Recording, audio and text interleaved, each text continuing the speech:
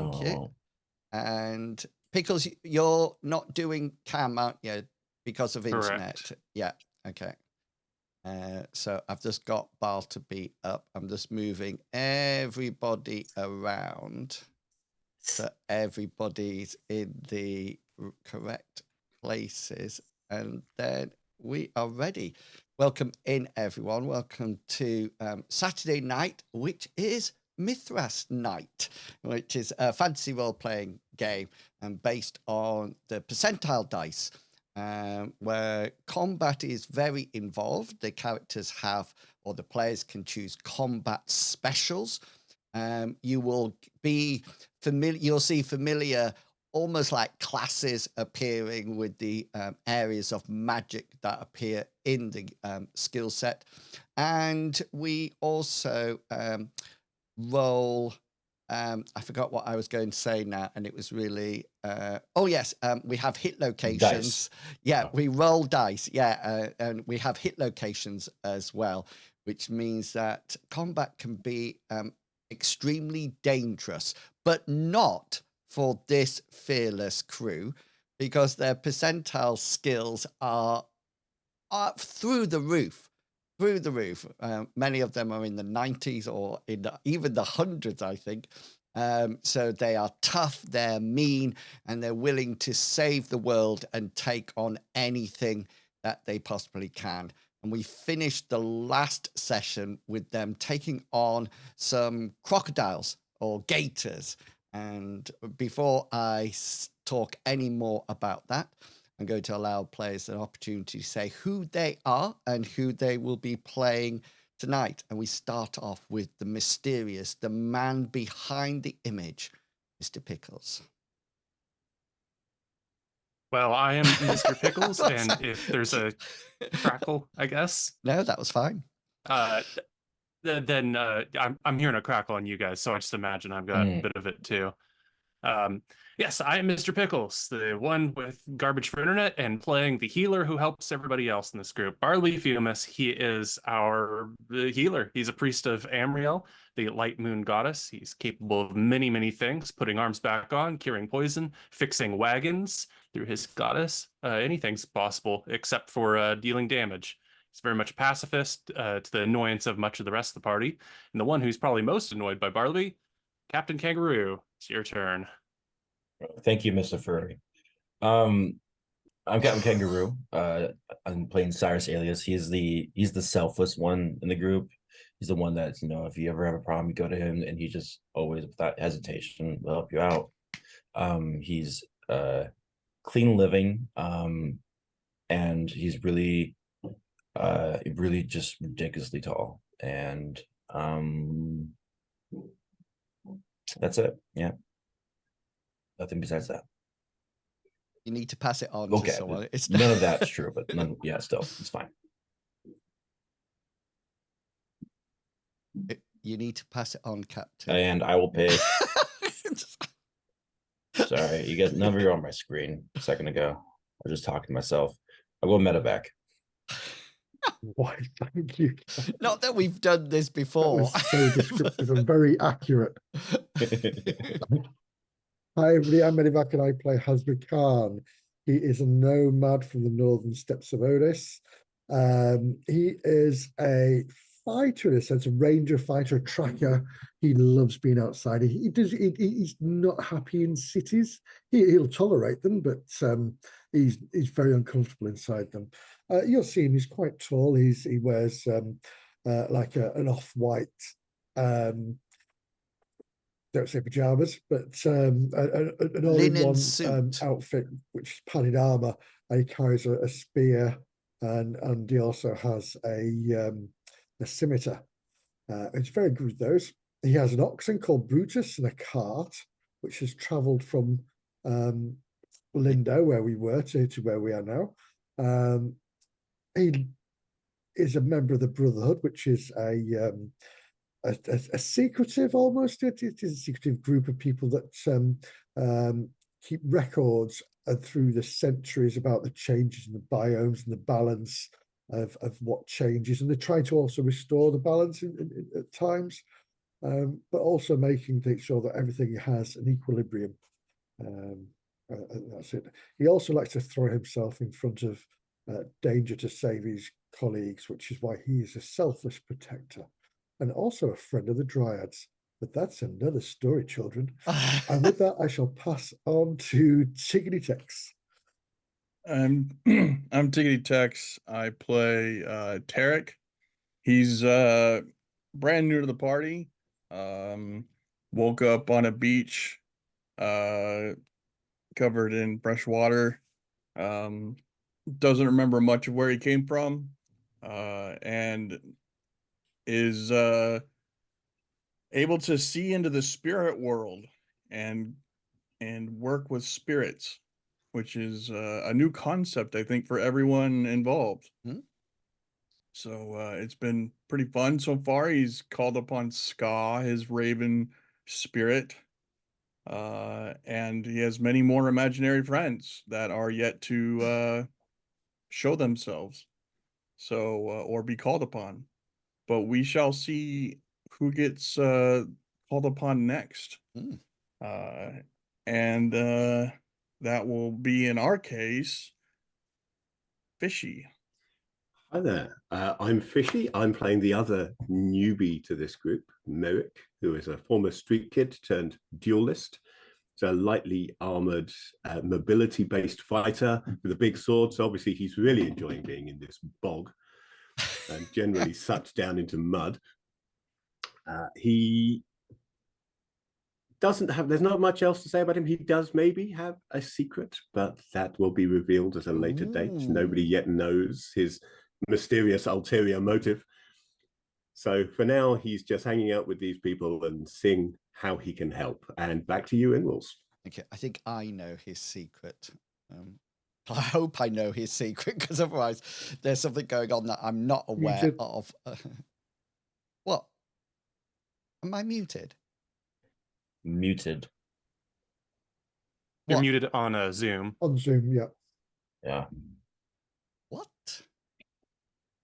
Based on what I'm seeing, you're saying how that was weird, because I wasn't muted on the stream.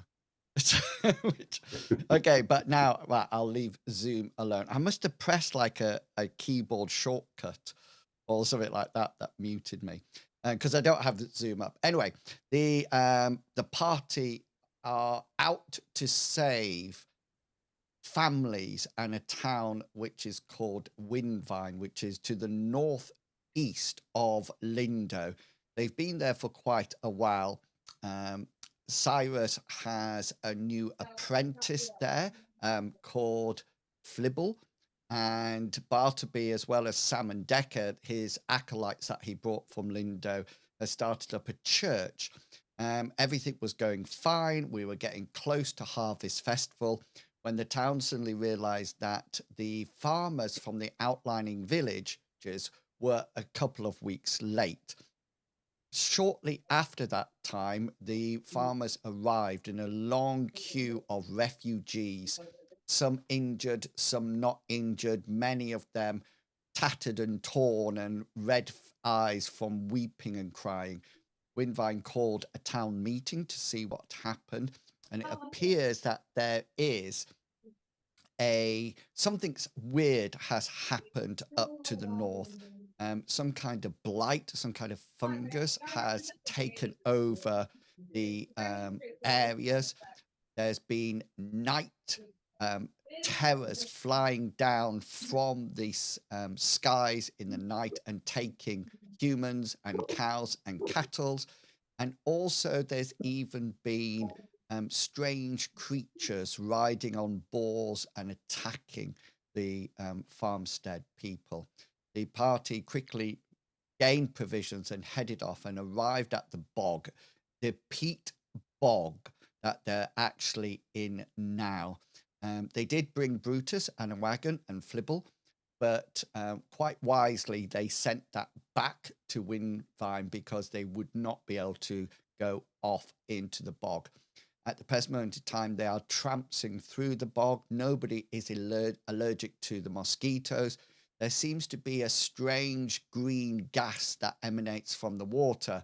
and the party have made cloth pieces that go over their mouth and their nose to try and keep the gas out of it. At the end of last adventure, they were in for half the day and they got attacked by 2 gators that sort of like were swimming very low in the water.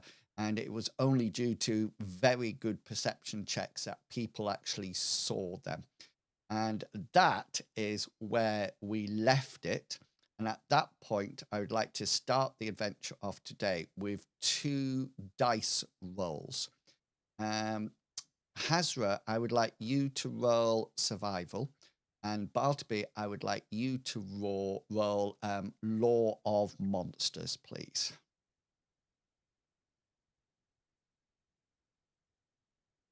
Right, okay. Bartleby, are you doing anything with your 91? I don't like to embarrass myself here, so I'm going to use a point of luck to reverse that, so people know that I know my monsters. Excellent. So, Hasra, you take a look at... I bet there were goblins. Yeah. I'm sorry. Yeah. Hasra, you take a look at one of the gators while Bartleby is looking at the other, now nicely killed. And you both come to the conclusion that, a quite worrying conclusion, that these are actually juvenile. They're juvenile gators. They don't look like they're fully grown at all. Sorry. No, go for it. I think Hasra's more concerned that these alligators have appeared in the middle of something that was normally a pasture land. Yes, very much so. And you do think that they probably spawned from a gator that must actually be huge. You don't even think that these are half grown yet. It looks like they've still got a lot of growing to do, but you did take them down quite easily. It wasn't a tough battle, if you remember. You did take them down, but yeah, that's where we're going to start. So yeah, Bartleby and Hasra, if you'd like to take up the conversational debate now. Well, 2 things first before that. 1, there's clearly more going on here than just changing the landscape. And 2, way to make me feel good about my first kill in the campaign. It's only a baby. Yeah. Did you drop your scabbard, by the way?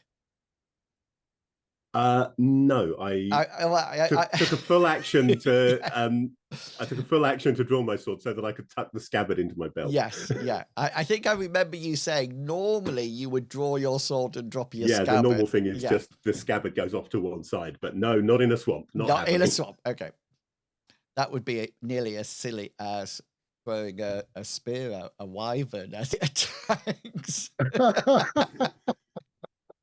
Who would do that? And you did get your spear out of the gator without any issues. So, which was a rarity as well. Yeah. That'll be, my friend. These should not be here. They look so small and like children. They're babies. Yeah, I remember stories about the goblins, how they would crawl up from the ground and the younger ones would be the first ones to come out. I just started thinking about if this whole place is being spawned by these spirits that our new friend has told us about, couldn't this just be alligators being spawned, everything starting off young and quickly aging?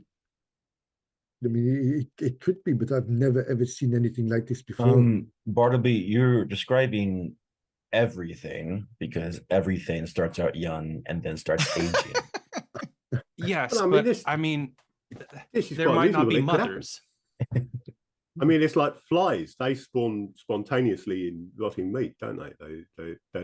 They aren't mummy flies and daddy flies. They just, this is scientific wisdom I'm imparting to you here now that I learned in the big city. So what happens is you get rotting meat and it literally just transforms into flies, and that's where they came from. So maybe something similar is happening here. Yes, it's like what came first, the peat bog or the alligators? But I'm saying honest, this is a magical. Spend a lot of. Go ahead. This clearly isn't natural. This is something that an animist or a sorcerer or something has spawned here. That's why I think there are just things generating like flies in meat. There could be snakes around here too, or giant mosquitoes that are simply born into existence and rapidly multiplying and growing. If I'm right, then we are running out of time. Yeah, we can't think about this as being transformed land. We've just got to think about this as an actual bog with bog creatures in it. Like, but it's very strange why these creatures are making the bog, but you're saying they're actually making the creatures too, because these alligators would not survive here as the land was before. Maybe this was a bog for a while. I don't know. I don't think there was. I think it was a don't think pasture It was before. pasture. It was pasture land. Yeah. Yeah. Don't matter how it works. We just need to know that they're here, and we know that now. So we're all right. You If guys they're and here, your we assume other conspiracy things are here and theories. all. So we're gonna keep going, or we're just gonna sit here and talk about how gators age. Well, if these are young, let's get out of here before Mummy turns up. Could I make try to remember, make a memory test to see if I've heard of any stories through the Brotherhood about anything like this before? Do you have a skill related to the Brotherhood? Well, passion or anything?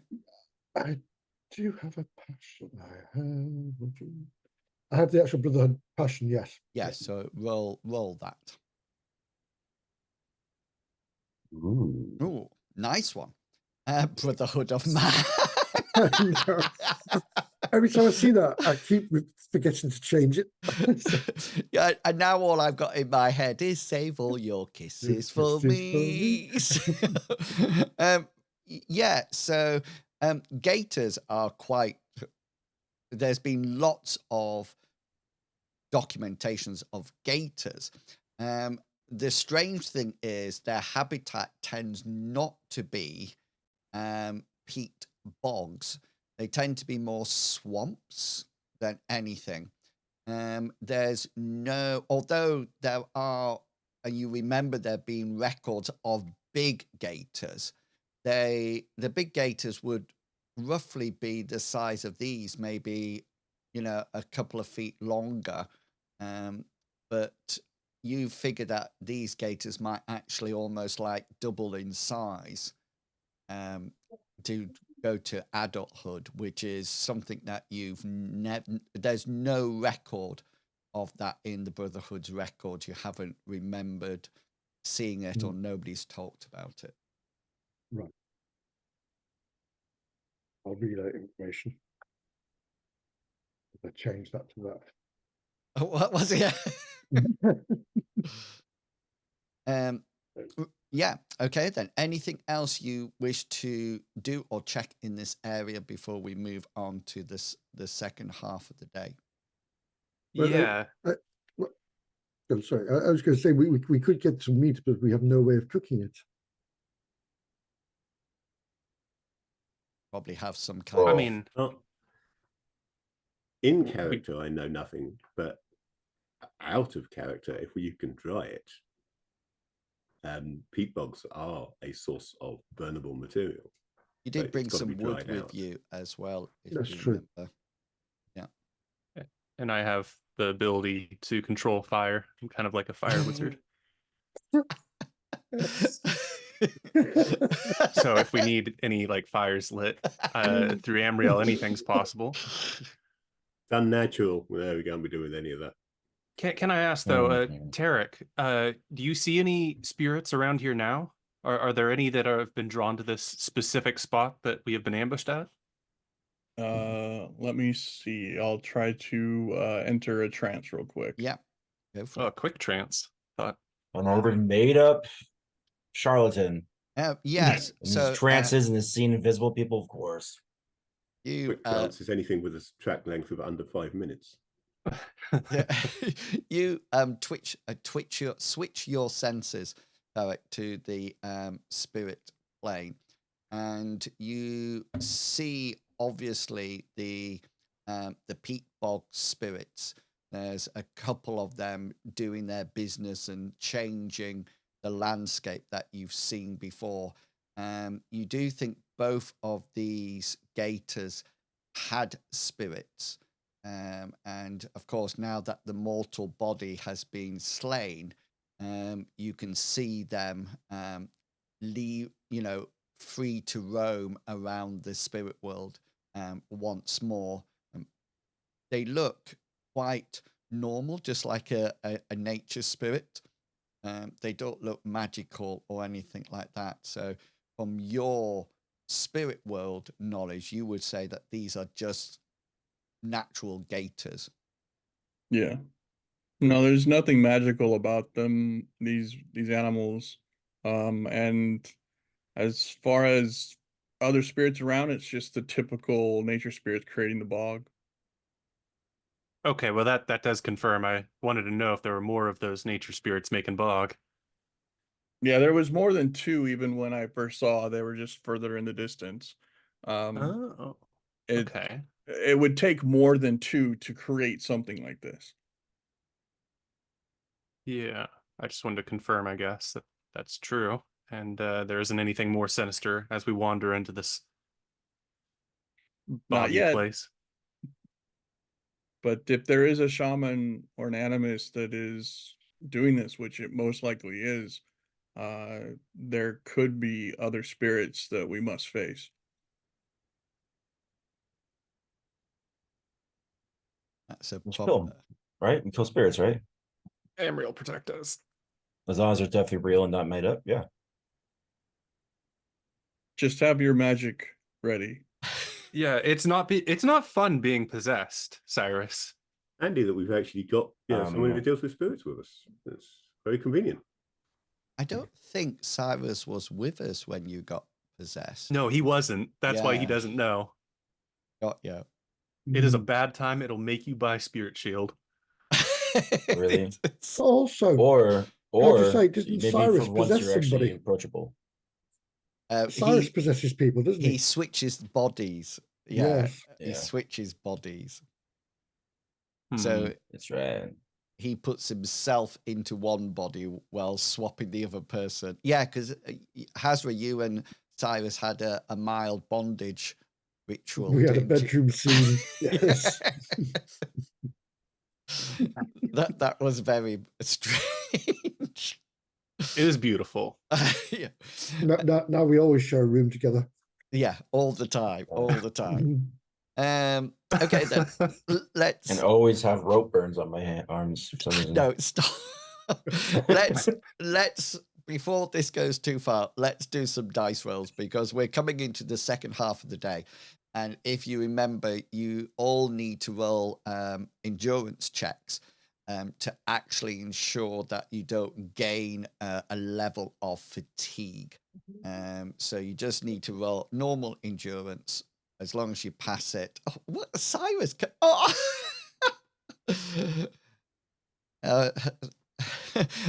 Merrick, that might be your only crit for the day, just so you know. So I'm going to use a point of luck and reroll mine. Okay, then go for it. So close to a crit. Oh yes, a good point of luck. So Baltaby's fine. He also was very close to a crit, Cyrus, but not quite. Yes, so everybody is fine for the second half of We city boys can endure anything. Yeah, you're tough. You're tough. Yeah. And we come to the point now that you notice, remember, there's clouds overhead that's blocking out the majority of the sun, even though you know it's daytime. But you feel now via your natural clocks that the sun is probably dipping below the horizon and night is coming into the swamp or the peat bog. Just to remind you, it's at night. They mostly come at night. This is where Mostly. Yeah, this is where the night terrors, what appear to be giant pterodactyls, for want of a better word, hunted across the peat bog. And remember, there was tales from the farmers or the farmers' families, etc., of them swooping down and picking up cows and people, livestock, and bearing them off into the night sky. I'm going to be looking for a good flat, high piece of land, preferably with any trees or anything. Yeah, right. I know but are there going to be anything sticking up out the ground? Right. So let's see whether or not there is anything. Now, if you remember, normally finding a camp area, you just roll your survival. It's just a standard or easy check. But because we're in a peat bog, it's actually formidable for you to find a very stable ground. Unless your name's Pete. Yeah. If you fail on that, but succeed at a standard, say, or a hard or an easy, then I know what sort of camp you're going to find. But you will assume that it's a suitable place. Does that make sense? Yeah, no problem there. Yeah. Okay then. So,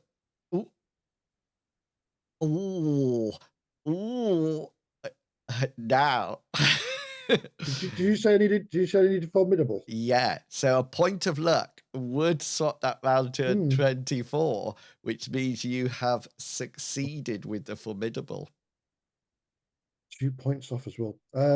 Yes, we'll have a good night's sleep tonight, I think. We'll change it to a 24. Okay then. So you actually, due to Hasra's survival ability, you're quite pleased that you actually find a stable patch of ground. When I say stable, it's still spongy, but what you do notice is that when elsewhere in the peat bog, when you've sort of like pressed down on the ground, it's sponged and flooded with water. Here, Hasra's done you proud, and when you press on the ground, it doesn't fill up with water or anything like that. It's quite stable. And just so you know roughly where it is, it's this piece of ground here. Can you see that? Yeah. Yeah. Okay.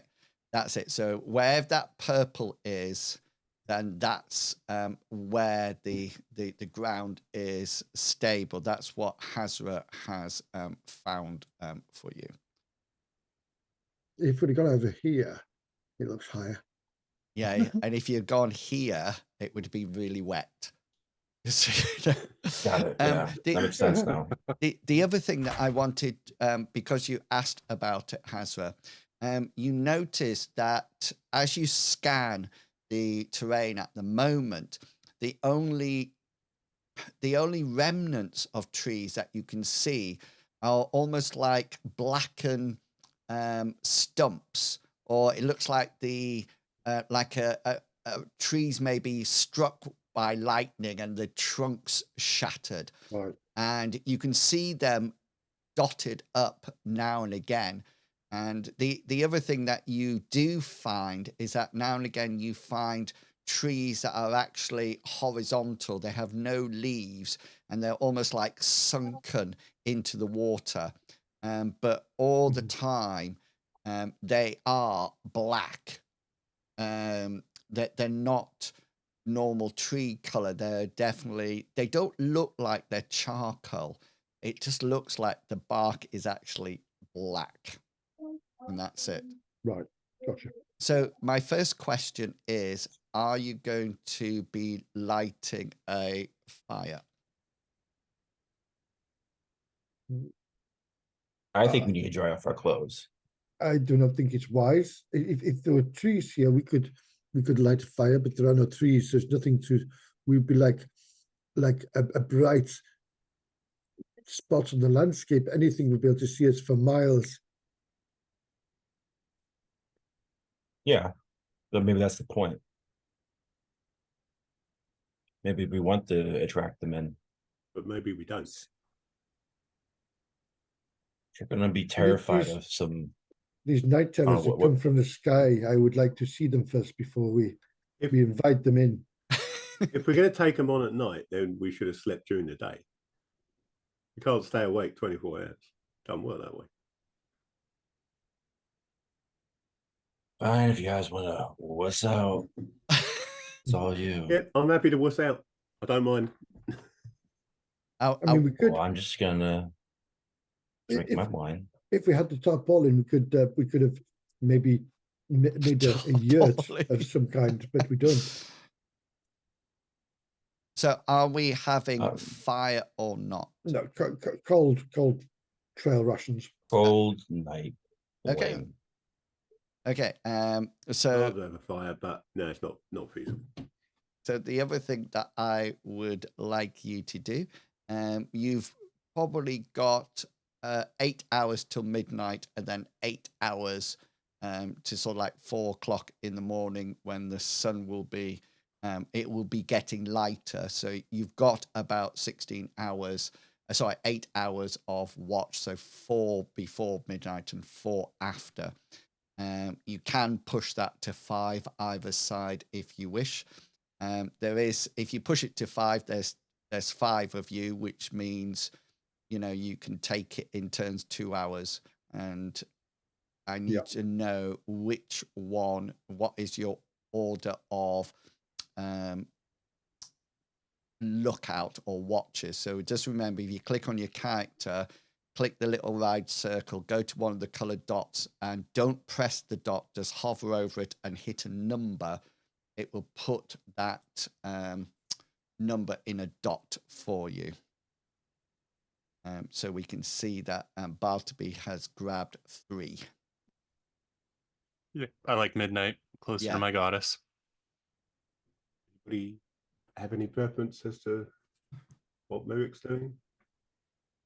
Hasra's going first. Yeah, I think Cyrus should go first or last, for reasons. He's a sorcerer, and sorcerers need to sleep off something. That is true. Need to regather their magic points.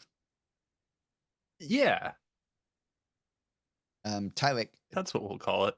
Tarek, you've got you need magic point as well, I think. Oh no, did you get a crit? Mm-hmm. No, I have. Oh right. 2. I spent 2 magic points. Well, do you want to go? Do you want to go first? No, I'll go second if need be, or third, fourth, fifth, sixth. You'll find an open slot and just go there. That'll probably be better for if Tarek goes first, and then he will get his then he'll get his full sleep. Bartleby will pop up at midnight. Cyrus, have you used any magic points? No. I was too busy just murdering with my other skills. Got you. So I'm all good to go for now. Brilliant. So the other thing that I would like you to do on that patch of grass, and there is some important information that I need because of this. I would like to know roughly where you are all sleeping.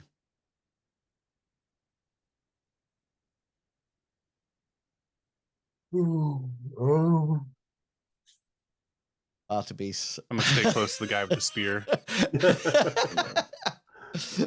Merrick's in the same bed with the guy with the spear. Yeah, no bit intimate there, perhaps not. We're gonna form a tight pentagon, I assume. Yeah. Of everybody can kick everybody if we need to panic. Wake up. I've got plenty of rope. Okay, well, I don't need more pillow, but okay, so you're in a tightly meshed pentagon sort of like shape there. That's absolutely brilliant. So as you huddled together for the night, you definitely notice that there is there's no noise of the night. So there's no chirping of crickets, there's no hoot of owls.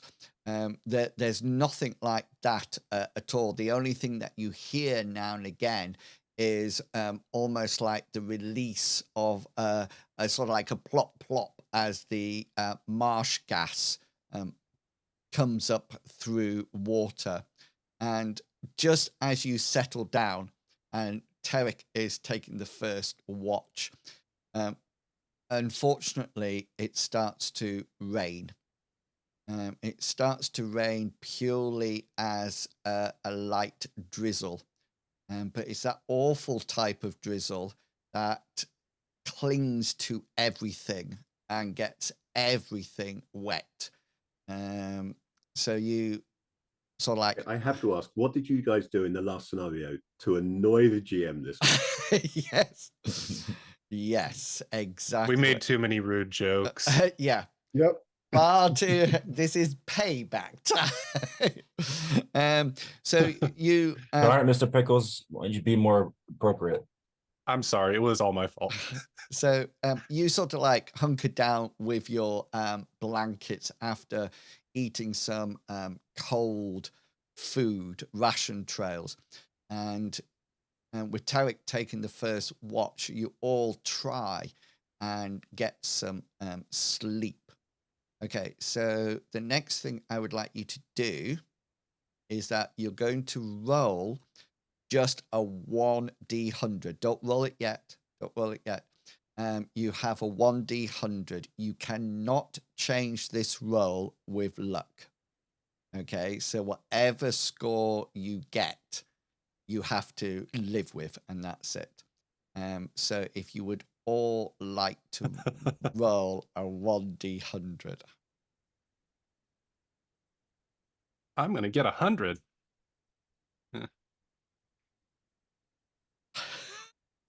Great. Thing is, I don't know at the moment whether that's a good roll or a bad roll. I don't know what I'm aiming for. Well, I mean... Well, we were all pretty close except for Cyrus. Either something bad will happen to Cyrus and the rest of us are okay, or vice versa. Well, will we roll at our heights? Yeah. Oh! nasty. So the person with the highest roll is you, Hasra, on the fourth watch. So Tarek and Merrick and Bartleby, Tarek, you will have been asleep long enough to recover some magic points.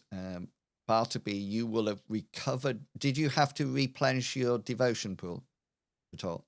Not my devotion pool, but I am down 1 magic point. Right, so that's all right. You'll be able to replenish that. And Cyrus, your magic points will be back if you... How many do you use, Cyrus? 0. All right, so... Okay, then. So you're fine. However, on your watch, Hasra, your watch, you need to make for me, please, a perception check. Certainly. As I'm sat there with my spear holding up the blanket around me. Just remember, I've actually got rainfall music. Where's rain? I don't know whether or not you hear this when I put... What did you get? Ooh, nice. 22. So just after Bartleby has probably started to drift off into a rather... can you hear that? Yes. Here's something. I'll turn it up a bit. So just as Bartleby has gone off to sleep, Hasra, your keen ears hears a screech. It's far off, somewhere from where you are at the moment. It looks like it's further north in the direction that you are traveling. And you hear this distant screech. It sounds rather like a barn owl screeching, but it sounds a lot more reptilian. Your eyesight can't actually pick up anything through the rain and the low clouds. It's just your hearing that allows you to pick something up. What sort of direction can I hear it from? It seems to be to the north, and to the north, right? Yeah, and it is getting louder. Because I'm just gonna hunker down. Sorry. Yeah, and you can hear it getting closer. I'm just gonna. Yeah, I'm just gonna hunker down again with my spear up, blanket over the top to keep the rain off me. I'm looking out that sort of direction. Okay, then. And listening keenly. Yeah, so unless it's like velociraptors, and that one's a noisy one. Yeah, well, after almost like seconds after you hear the cry, this screech from the north, you hear another one, almost like it sounds as if it's replying, and it reminds you of pack animals, how they communicate with each other when they're going for quarry or prey. And you can hear that the screeches all sound the same, but there's definitely some kind of communication from the one to the north and the one that's coming in from Merrick's direction from the east. Ooh. I'm very hard to say. Race is on wings.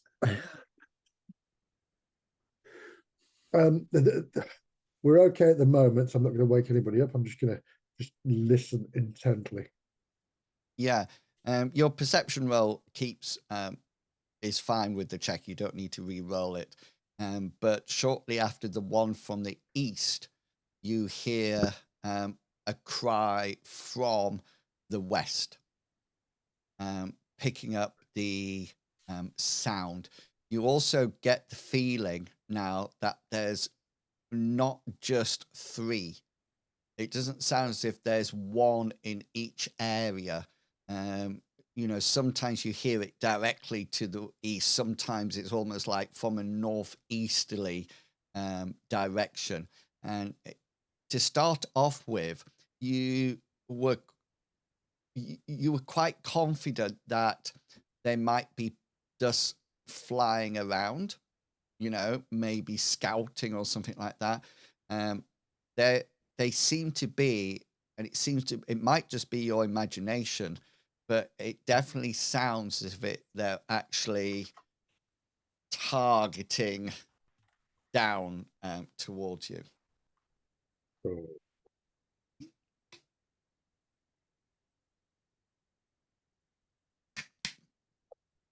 Gonna wake us up. Yeah, sneak out the camp. Get yourself ready. And see if they attack you. And disappear quickly. Disappear. I don't. What are we in? We're in 8 hours and out at the moment. And the fourth one. Yeah, 2, 4, 6, yeah, fourth one's at 8 hours. Yeah. I'm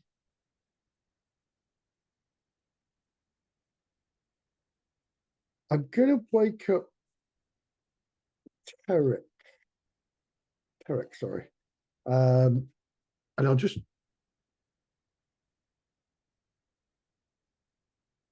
Tarek needs his sleep, doesn't he? Sorry. He's had what, 6 hours or so. Yeah. So. Yeah, I'll wake up Tarek, and I'll whisper as quietly as I can. There are creatures in the sky above it. Hang on, Tarek, could you roll for me a perception check?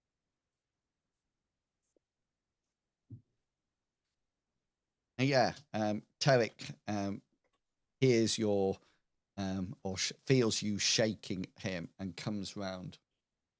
There are creatures in the sky above, and they seem to be all around us at the moment. Is there any way you can see them without seeing them? Do you just move Possibly. Are you talking from there, Hasra, or have you moved? No, I'll have moved up as close as I possibly can. Yeah. So do you want to move? Yeah, thank you. All right. Okay. I'll change my vision. Yeah. As you switch your vision, you can see onto the spirit plane. And as you make that connection, you see these spirits that look like pterodactyls to you and I. They seem to be flying, leaving a trail of blackness behind them. You've never seen this before.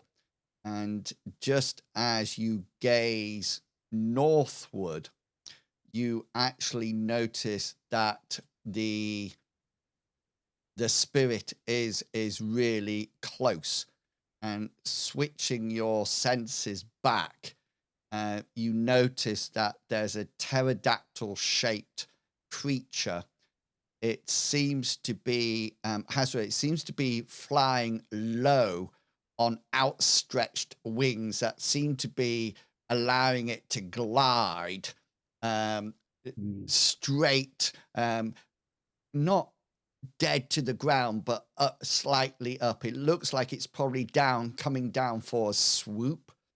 And as it starts to get closer and closer, you see that it lifts up what can only be called almost like reptilian talons as it approaches the party. And I would like Hasra and Tarek to roll your initiatives for me. Ouch. So this is it. We're going to die. No, you're going to No, die remain in your terrified. sleep. Yeah. Yeah, our spirits Rolling a return to the die. spirit world and get reborn. It's fine. Right. Let me roll some initiatives here. Okay. Jeez. Okay. So I feel I it's should be allowed to roll initiative. I want to know at what point I snore mildly. maybe you can snore now if you wish. I'll let you snore As a loudly. reaction, I'll snore. Yeah, fair enough. Yeah. No, not loudly. Just quietly. How quietly do you want? Maybe just a snuffle. Just a snuffle. No, that's a good word. Snuffle. Yeah. That'll do. Just Not enough to attract the attention of an incoming predator. That's what I was thinking that would actually do. Okay then. So as it flies down, it outstretches its hands and its claws at the moment, and the two people it can see at the moment is Tarek and Hasra. So who wants to be odd and who wants to be even? I'm odd. I don't think any of us have a choice about being odd. Okay. That was just a statement. And odd it is. So as it comes flying down, and you might even see it going for Tarek and push him out the way using your selfish protector. It turns round to So selfless. Yeah. What did I say? Is that what I said? Selfish. Oh, selfish protector. It comes down and selfish protector. I protect me. Yeah, and no one else. Just to let you know, you will be able to try to evade this roll if it hits you. Okay, just so you know. Yep. No, but it comes swooping down, and you manage to almost like push Tarek one way and not dive, just sort of like duck out the other way, and it comes swooping through and past the camp. Hasra, you see it flying at some speed. It's probably the speed of like a hawk or like an eagle or something like that. And Hasra, it's your move. Okay, free action. I'm going to shout, everyone up. We're Okay. under attack. Oh, Okay. and then I'm going to just track it as best I can, knowing that there's more out there. And yeah, that's all I can really do, isn't it? Got ya. And then it comes to you, Tarek. What would you like to do?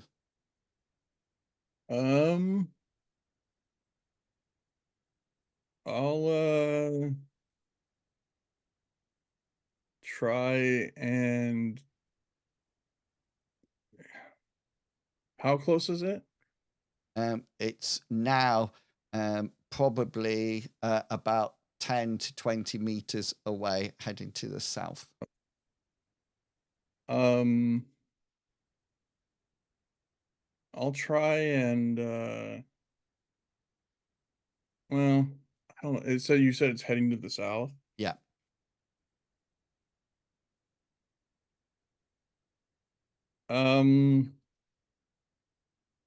I'll try and cast a spell on it. Okay. And I'd like to try to tire it, which is an endurance resistance. Nice. Thank you. That is a good one. Which it passed. Yeah. It's because it's opposed, so I get it. Mhm. Yeah, so you knock off that magic point. And now I would like the three sleeping people, you need to make an easy perception check to be woken by Good job, that was an easy one. yeah. Fish is awake. Cyrus is awake. Ooh. Good job, it wasn't easy. And Bartleby's awake. Would you all like to roll, please, your initiatives? I would love to. I can't wait to roll it.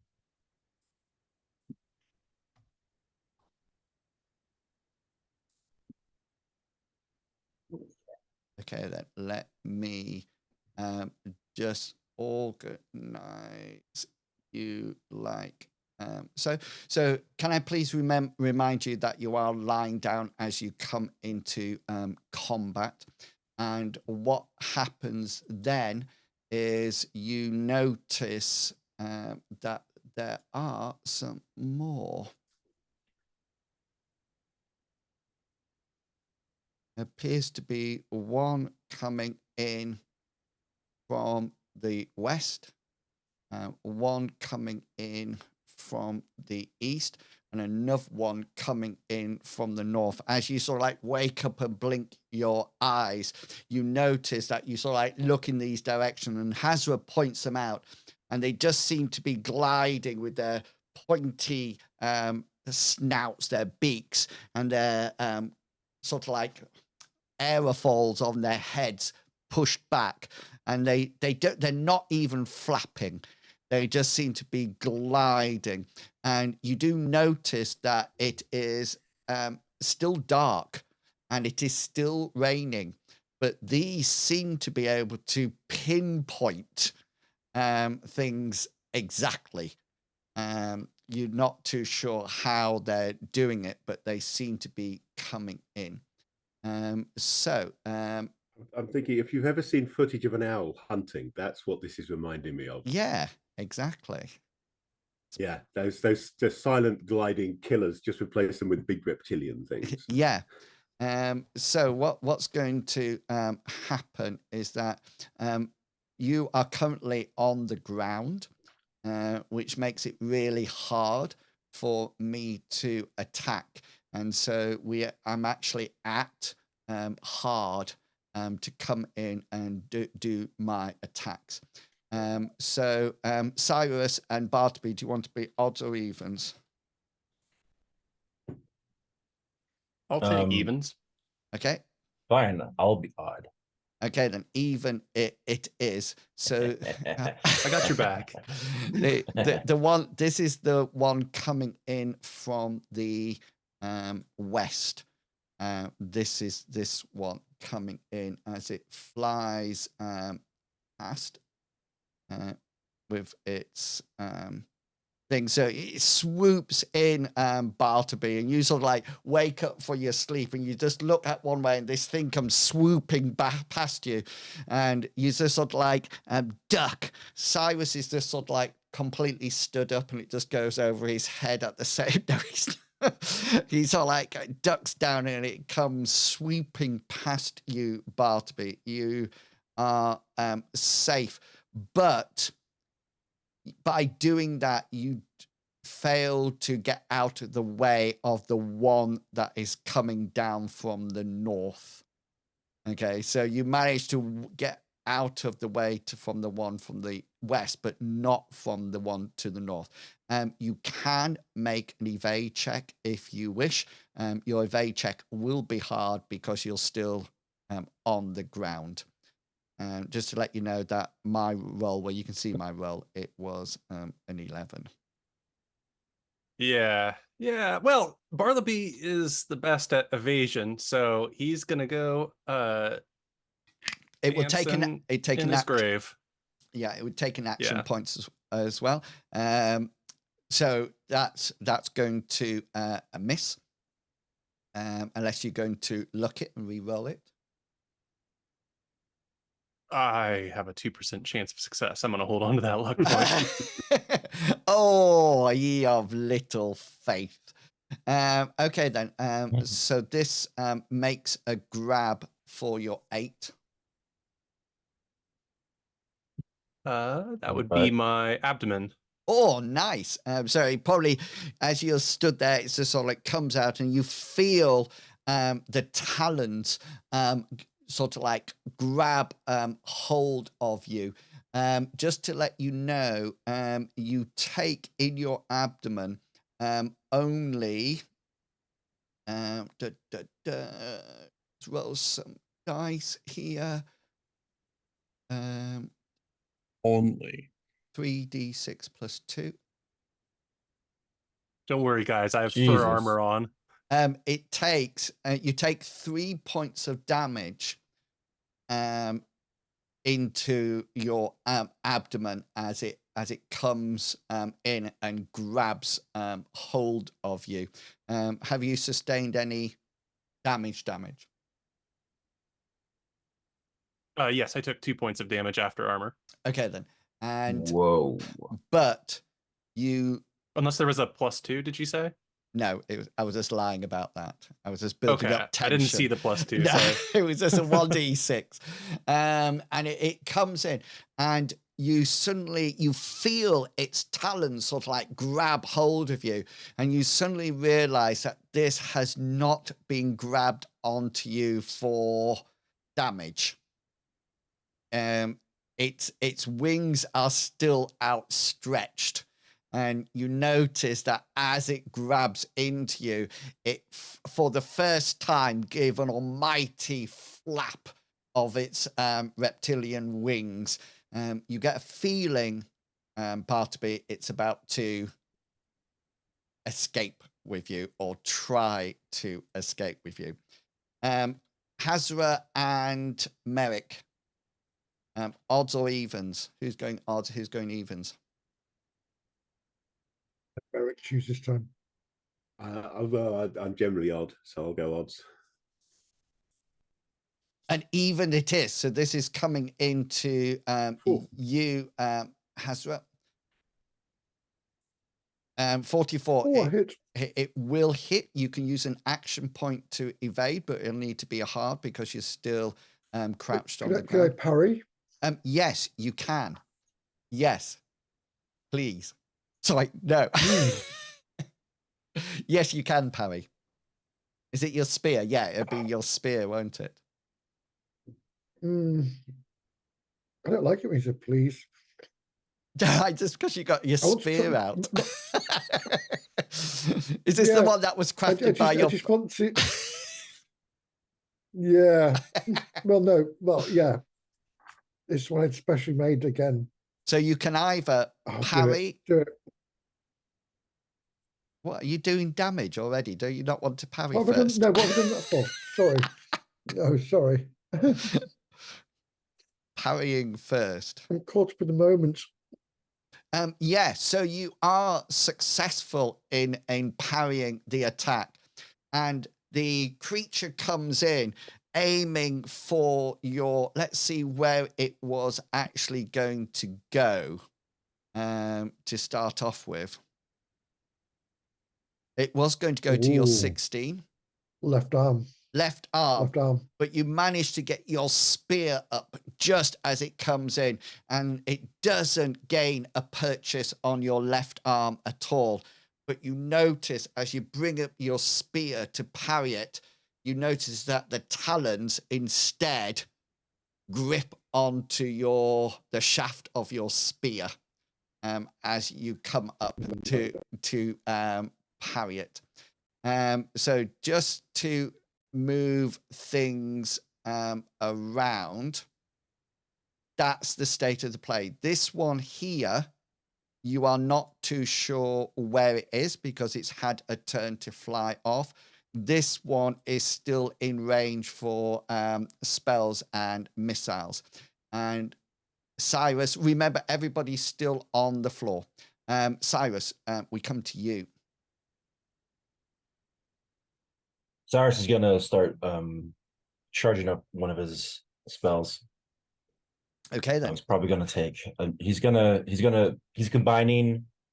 Ooh, I like it. Rack with animate fire. Okay, then. So we need to know how many sorcery points you're popping into this. So how many things? I think there's one to combine it. Then I'm gonna do distance, so large distance. Yeah, so that'll be another one. And I think that should be it, though. Damage should be consistent. So yeah. So you got one to combine it, yeah. Mm-hmm. And then one to increase the range. The range, and it's only going to be one target. Are you increasing the range to 1 meter, lots of power? Or do you want it longer than 1 meter per power point? It just goes by meters. Yeah, no. So 1 shaping point is 1 meter per power point. 2 shaping points is 5 meters per power point. 3 is 10, etc. All right, I'm gonna go with 3 is 10, so I would then go. What's 100 would be 4 points, right?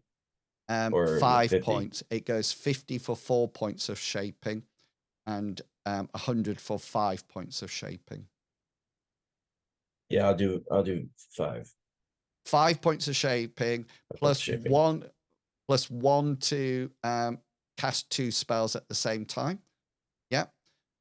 So therefore, does that mean it's going to be 5 turns? No, it's going to be 7 turns. Oh yeah. Because it's 1 plus however many turns you put shaping points into. So normally it would be 1 turn, but then you put in 5 points in for the range. That then takes it up to 6, and then you're combining it with another spell. So that'd be another one that'll take it up to 7 turns before it will be cast. All right. Going for it? Because I need to make sure it's distance. Yeah, go ahead and go for it. Okay, then. So make sure. Yeah. I'm just going to put a little that on you there so I know what we're doing. Okay, then. Bartleby, you currently have a thing grabbed onto your stomach. Or onto the side. I'm having a dangerous time here in the swamp. And I thought about this, and my guess is that these guys are very agile. So what I'm going to do first, or at least on this action, is call upon my goddess to turn me into a great warrior, brave and powerful. Right. So brave. So you are calling down the shield. Yeah. That is yes. So this gets my armor up a little bit. Yeah. Okay, so how many armor? And should bathe me in a glorious light too. Yes, there is definitely a glorious light. Am Going. I marked to be killed now? It's like.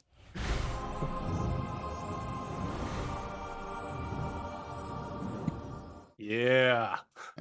There you go. You are now bathed in glorious light. And that gives you how many armor points on top of what you've got? Each point of intensity grants the recipient 1 armor point on all locations. It doesn't stack. Right. So that's worth knowing. But my intensity is 11. Where do I see my intensity? Is it an 11? Oh, I think it is an 11. Yeah, I think it always. Oh yeah, because it's based on my devotion, and Yeah. I'm so devoted. Yeah. Okay, so I got a casual 11 armor on. Okay, then. Yeah. So that would be 1 action point gone. Barty, Hasra, you're up. So this beast, this night terror, has got its talons around my shaft. Get off my friend shaft. Around the shaft of your spear. Yeah. I am not falling for this one again. What are you guys talking about? I didn't hear that, and I don't want to hear it. What would you like to do? I'm just. Well, I'd like to try and stab with my spear, but if it's actually holding the spear, that's going to be hard. Do you want to? No, yeah, go for it. If you want me to tell you what you could do, then I'm more than happy to tell you. Well, I was going to try and slide it out of its talons and quickly jab it back again, but okay. So you can. Could I do that? You can try for your action, in your action to recover. Yeah, from it. So it's a bit like in a grapple. So you have to break its grip on it. Okay, then. So I'm allowed to decide which roll you do. So it's either brawn or unarmed. Okay, then. So because this creature cannot possibly decide which one it's going to be, I'm just going to roll a 1d6. If it's odd, it's brawn. If it's even, it's unarmed. Odd. So it's going to be brawn. Okay, and you need to roll an opposed roll with me, and we're going to both use our brawn for this. Yeah, and it is going to be an opposed roll. I think I've rolled badly. Ooh! Here we go. What is it? Wow! Oh! Do you beat me? Yeah, by 1 By point. 1. You beat me, don't you? Make him re-roll. Make him re-roll. Do you know what I could do? I could use luck points to reverse it. You can, and then that would be a luck point gone. That would be a success. Yeah. Yeah. You wouldn't be able to get that with my spear gone. If currently you have not pulled the spear out of my grip. Okay, you can still hold on to the spear. Yes. Can you see? You just haven't managed to pull it out of my talons. So you could use a luck point and reverse it, and I would fail. Or you can leave. But you'd still hold on to it, wouldn't you? Say again, sorry. You'd still be holding on to it, though, wouldn't you? Yes. Because you've succeeded. Yeah. Oh no, you would have succeeded. If you reverse it to a 61, I would have failed. Yeah. And you would have reverse my roll. Oh, reverse yours rather than mine, sorry. Yes. Yeah. Because you can't do anything with yours at the moment because I've rolled mine. I could reverse. Yeah, I could reverse it. You would have to so you can reverse mine, which means that in which case you failed, I win. Yeah. So you tried. I'll reverse yours. Yes. Yeah. So you try case, to pull it out of my talons. There's a bit of a tussle, but you use your luck point and pull it towards you, and that sort of like breaks out of the talents of the night terror. Okay, Merrick, you're up. Okay. Rules as written. It's an action point to ready a weapon and an action point to regain footing. There's no way I can combine those two into a single action, is there? So, yes, you can, but you need to make an athletics check. And if you I'm quite good at athletics. If you fail your athletics check, you drop your weapon. I'm going to risk it. I've got a 75 athletics. Let's give it a go. Oh, here it goes. And I failed, of course, and in a way that I can't just reverse the dice. No, you could. I can spend a luck point to re-roll that, can't I? Yes, you can. Right, I'm going to spend a luck point and re-roll that. Please so be a at least I fumble. can fail Oh, yeah. No, we got it. Okay, then. So you use your action to draw your weapon, and you're now stood up. Since he's only just woken up, I think in this instant he's going to be acting on instinct, and the scabbard will just fly off to one side, hopefully not land in a puddle. It's fine. It'll land on the solid ground. So you're now up and ready to fight. And Tarek, you're next on 9. Since I'm right next to Hasra, is this creature within touch range? This one here. Yeah. So to touch an opponent in combat, you need to roll an unarmed combat skill. To touch to touch a party member in combat or even out of combat, you don't need to roll a. So if you wanted to do a spell that requires touch and put it on Hasra, then you can touch him without any issues at all. But to touch an opponent, you need to. Well, what's Bartleby giggling at?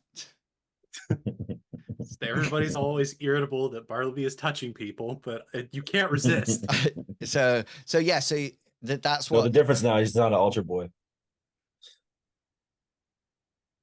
Tarek, what would you like to do? I am gonna try to cast a spell on this one right next to me. It's gonna be shock. Oh, nice. That is absolutely brilliant. That shocks me. Definitely. What's my resistance roll? Evade. Okay.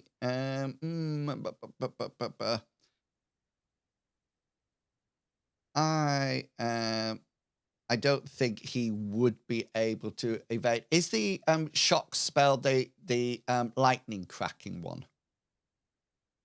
Yes. Is that the one that sounds off? Yeah. Okay then. So I'm actually grabbing hold of the. Oh no, I've lost the spear, haven't I? Yes, I've. So I can. Just now. Yeah, so I can evade. What was your roll? 17. Come on, lucky dice. This should be an easy. Oh. No. I failed that. So you cast your spell. And I roll 1d20 for hit location, right? Yeah, you do. 17 is right in its beaky head. Yeah. And then 1d3 turns? Yeah. So it's stunned for 1d3 turns. Oh, one turn. One. Ouch. Okay, then. So we've got 1 turn on that. Okay, we're coming back up to turn 3. Can I please remind you that if you didn't act in round 1, turn 1, you have still lost the action for that. So if you're 2 action people, then you've already lost 1 before you did your action now. So it's still at combat round. So only people with 3 action points will now be able to act. I don't have 3 action points, so I'm not doing anything. Cyrus, do you have 3 action points? Yeah, I do. Okay, then. So I'm gonna bring it down my distance by 1, so that way I'm not taking a nap the entire combat. You'll need to recast your spell. No, then never mind then. So that that goes down to 6. Bartleby, you don't have action points left. Hasra, you do, I think, if you haven't used them up parrying, etc. Oh no, I parried on the first one, didn't I? Oh yes. Oh no, that's my first turn anyway, because I didn't do it. Yeah, you came in, I parried. It's the second turn. turn. I've lost. It's the second turn that you parried. So you parried, then you yanked it out. Yeah, so you've used up your 3 points. Yeah, you're right. Merrick, do you have 3 action points? I do have 3 action points. So you used 1 to get up and draw your weapon, so you actually have another 1. I have 1 left. So if I can just step in and strike at the Night Terror that's causing trouble for Hasra. Which is finding it difficult to get up at the moment. So do some damage for me. Do a hit location, a hit roll first. See what we can do with this. You need to roll to hit. It would be good first. If I actually remember to roll to hit first, wouldn't it? Yeah. The problem with using different VTTs that work in slightly different ways. That's a hit. So I need a special hit location and damage. Well, under the circumstances, since I don't necessarily want it getting away, I think I might just go for an impale here. Nice. And hit location is on a D20. So that's a 2 for the hit location. So it's right leg, or whatever that equates to on one of these things. That is it's leg there. So you need to roll 2 damages, and we take the highest one.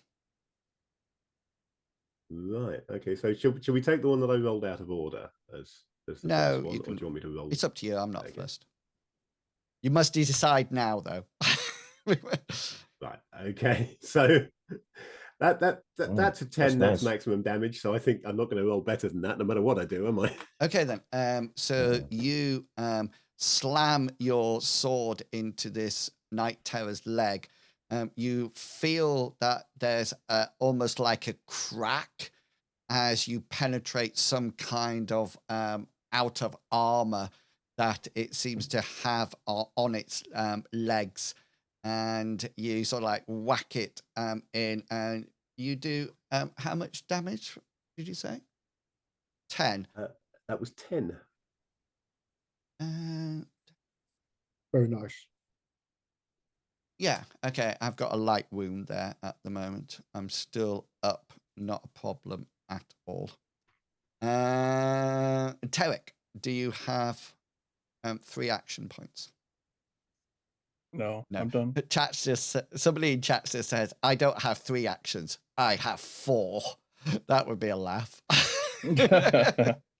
Right. So we're going back up to the top of the turn now. We're round 2, turn 1, and we're coming straight in with the night terrors.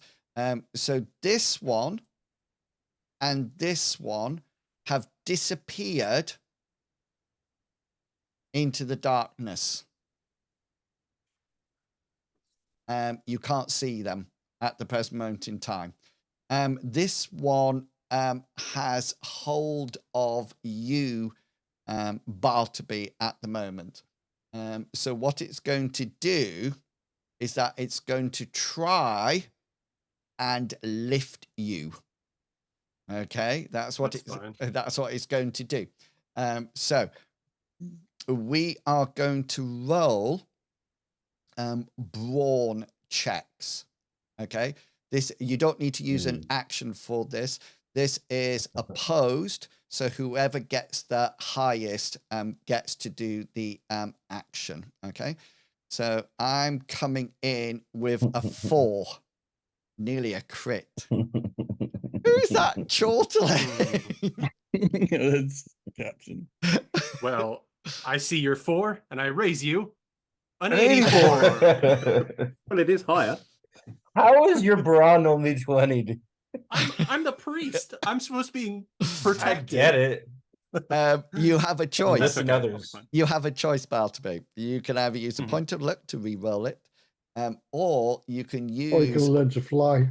Yeah. Or you can learn to fly, or you can use one of the party's hero points, which is currently at 3, which would give you an automatic success.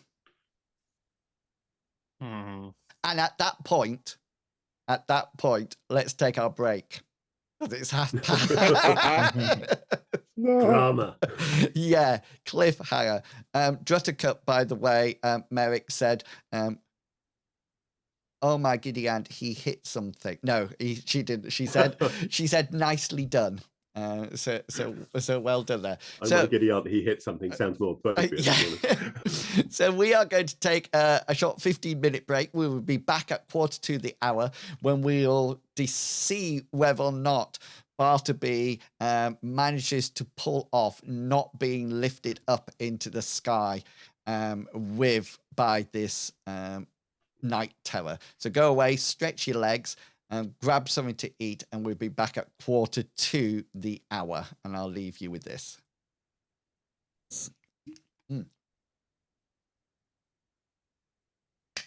So, Bartleby, we left you with the glowing aura of your goddess's shield spell around you, with a night terror with its talons attached to your stomach, and you were rolling brawn checks to see whether or not you can, whether or not I can lift you up and fly off with you.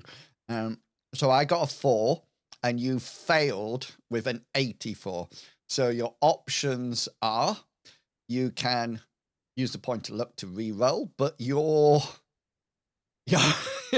as nice Cyrus pointed out. I have like an 18% chance. Yeah.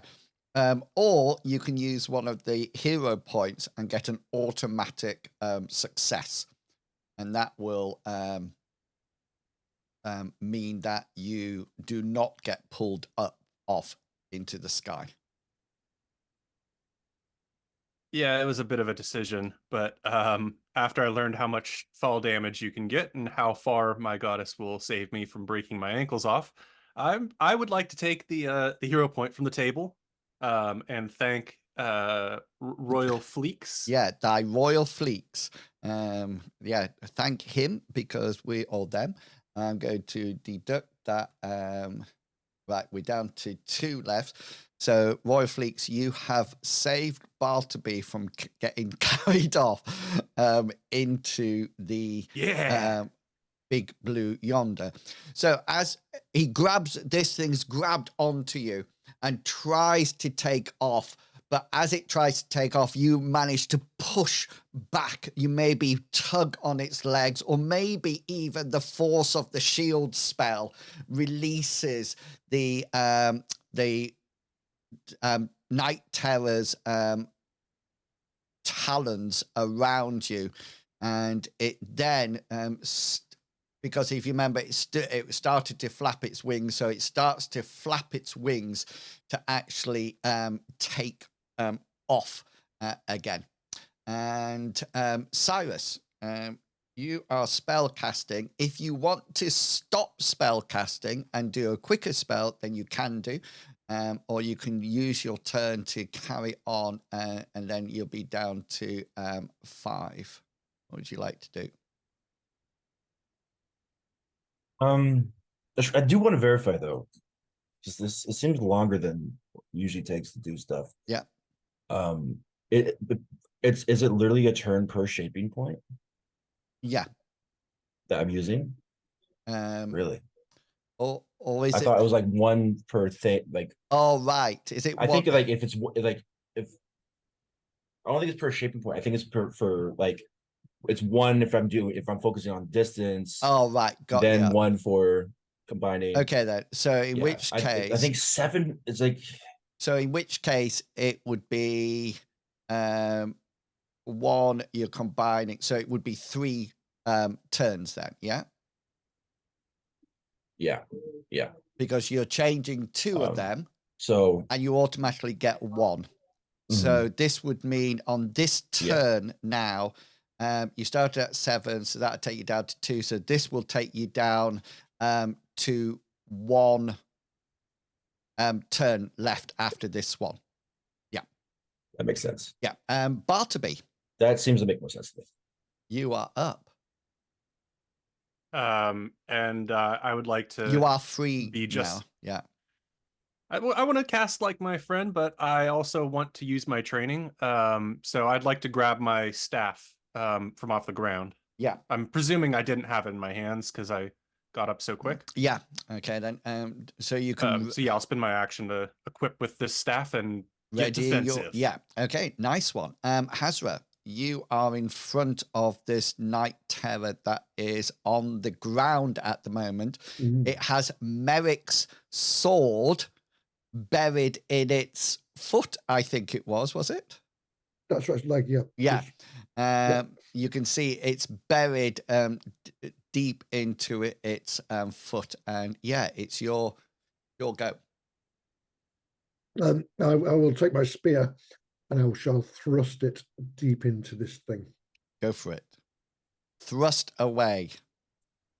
I will thrust like a thruster. That's. I'm going to roll that. I'm going to rule. Sorry, that I can't evade because I've got a sword through my foot at the moment, and so yeah. So that will hit. So I need a special, a hit location and damage.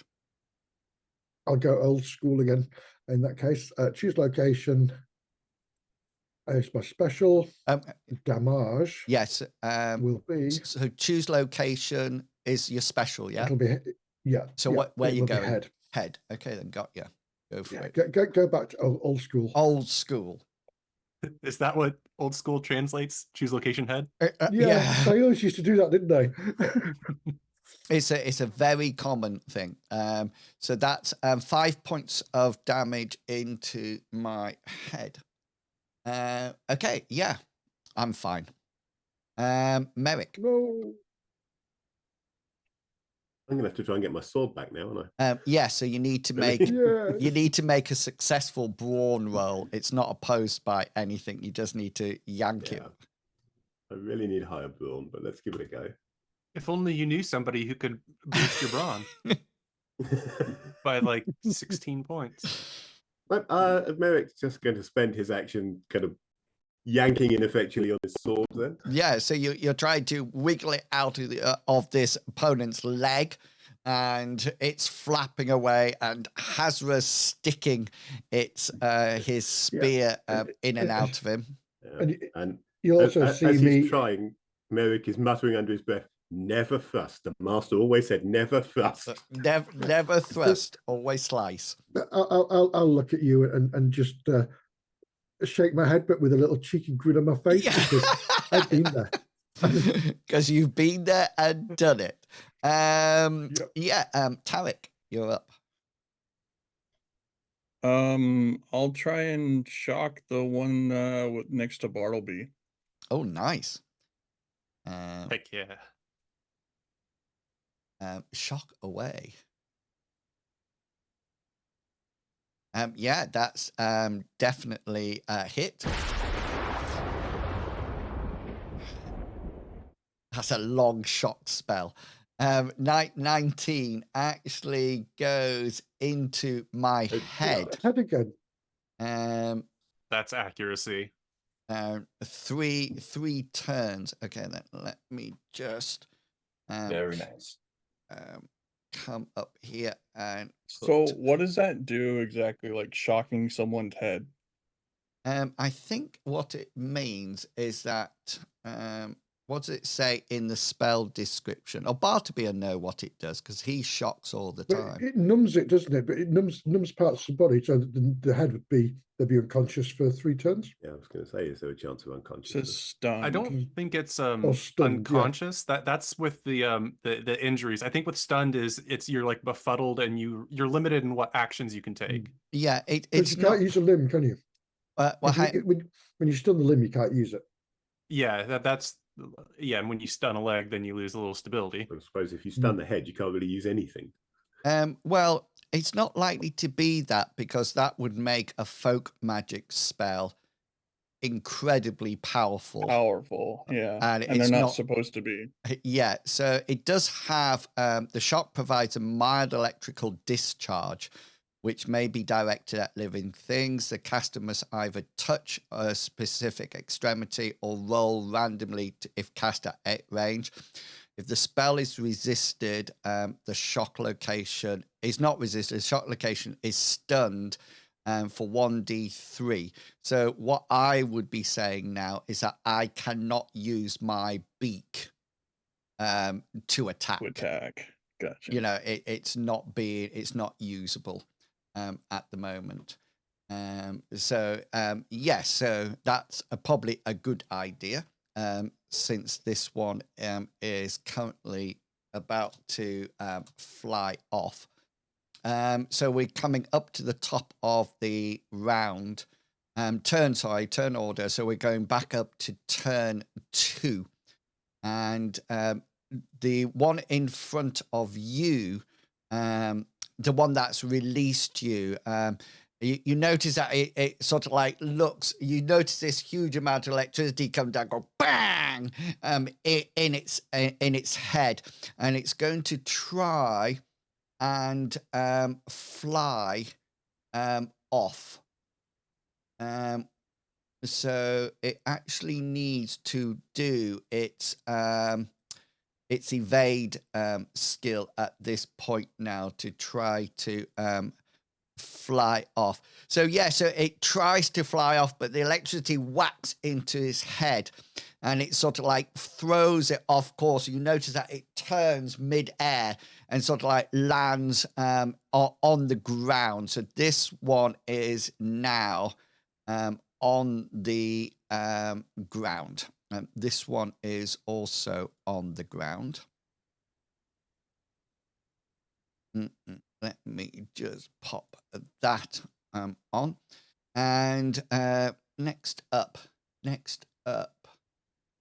I'm going to roll this.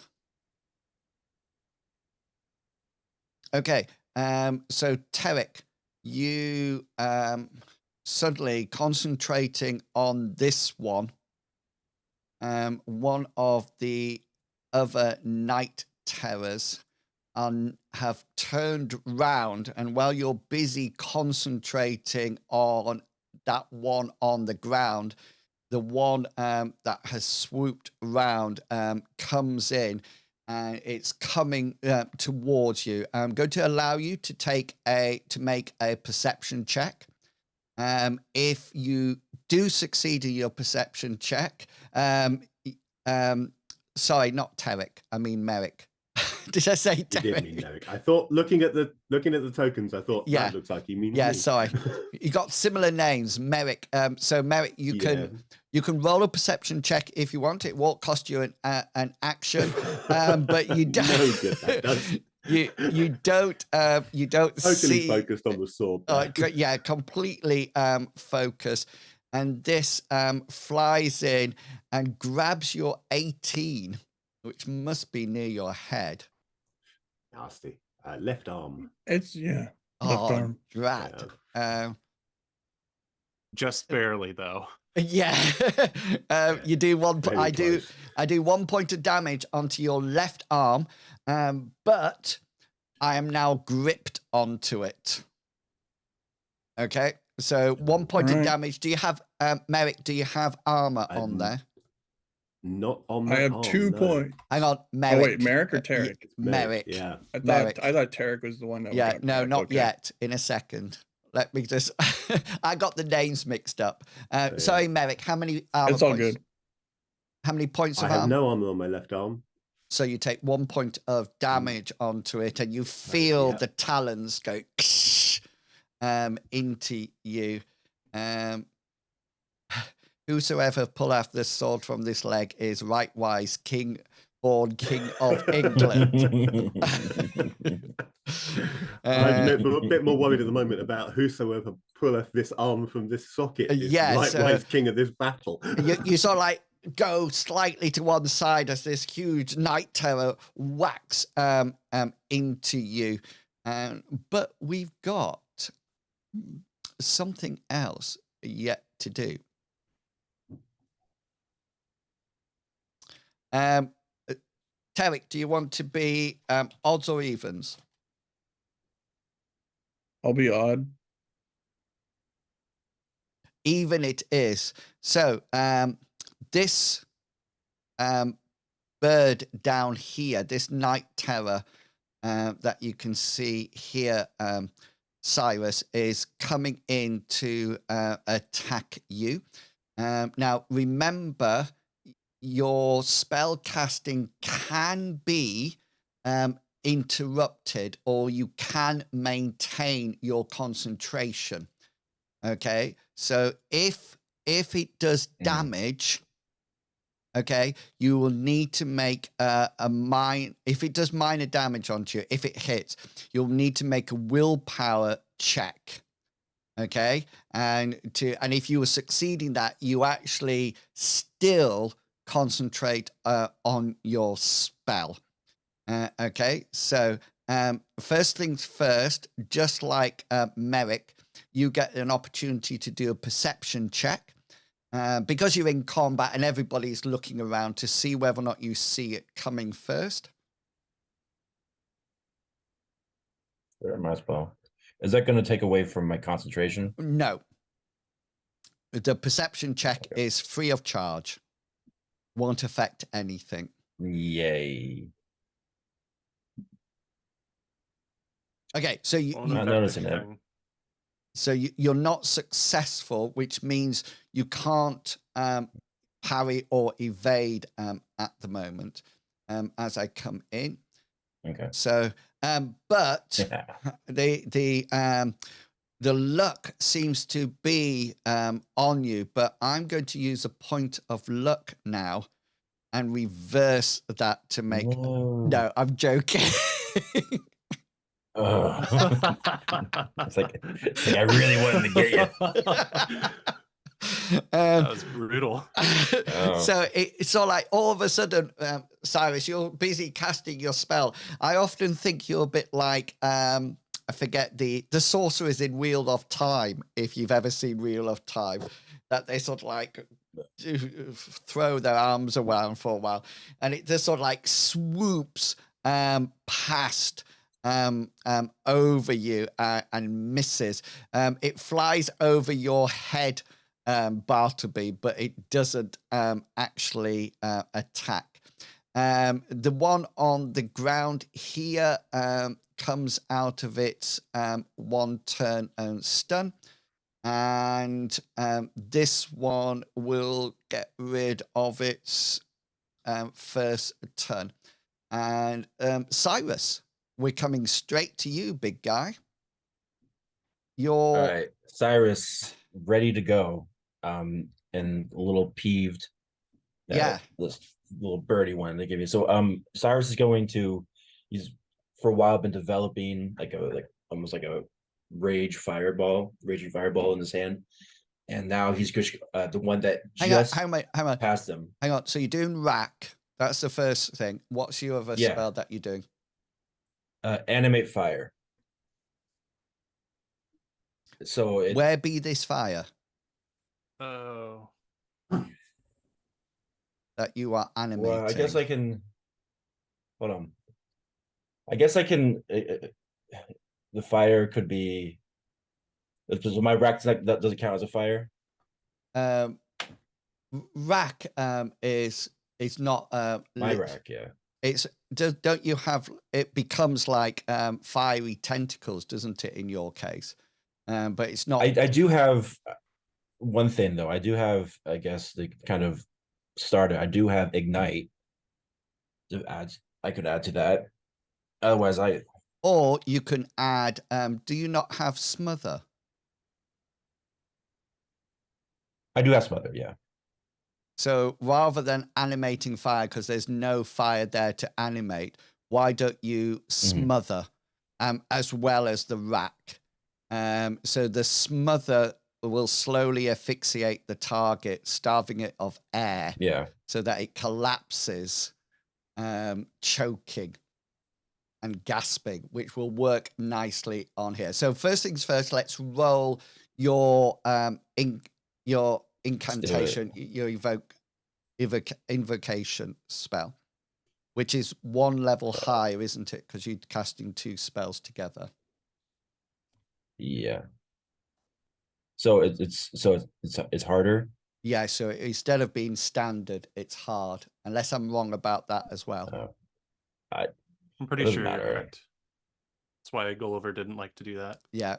And if you use a point of luck, you can make it a proper crit and get all your spell points back. Yes, you would be able to do Would you allow that. that? Would you allow that in Wills? Why I'm down using. I haven't used any so far, so of course it's your dice I'll do roll. a point of luck. Yeah, so you will change the 20 to a 2, which means it crits. So you won't have any spell cost. You will not lose any magic points at all. Okay, then. So first thing is that goes off is your rack.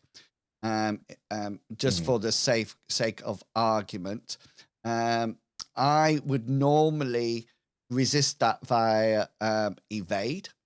Okay, but if you remember, which one are you firing it at? The one that's just passed overhead? Yeah, the one that just tried to get me. This one, yeah. So I'm flying away, so I'm not actually going to see that. So you need to roll your random location on it. You see where you hit me. Plus, he would need to evade a 2, wouldn't he? Yes. So I would need to get well, any roll between 1 and 5 would automatically succeed no matter what, but I would have to get higher than a 2 if I could evade. That's in my 3. Thank you. That is one of my legs. Worn armor does not protect, but natural or magical armor does. So I get my so what's your hang on, what's your intensity of your spell? That should be set. Sorry, I'm just looking. The intensity should be it's always I don't know. Yeah, so your intensity is equal to 1/10, I think, of your invocation skill. So what's your skill? So my intensity should be 7. No, it'll be an 8. 7.6. Yeah, because we always round up. Oh, okay, it goes up.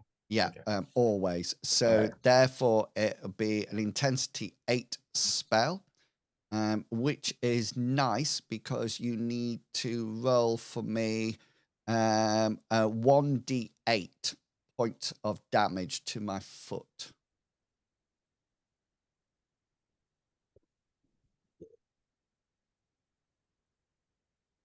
Oops. Still a button. Oh, come on. Are you serious? Sorry, it just kicked me off roll 20. Oh, no. We'll wait till you come back, don't we? Okay, sorry. Once it's connected, does it have a range if it flies away? Because it's always well, that's why I focused on range. Yeah, so if you remember the rack spell, I knew they were going to find. You keep using it all the time. It's the Emperor's Lightning, isn't it? Yeah, yes, exactly. Yeah. So 2 points of damage to my 3. I don't like that. Okay, then, which was my right leg. It actually takes natural armor actually protects it.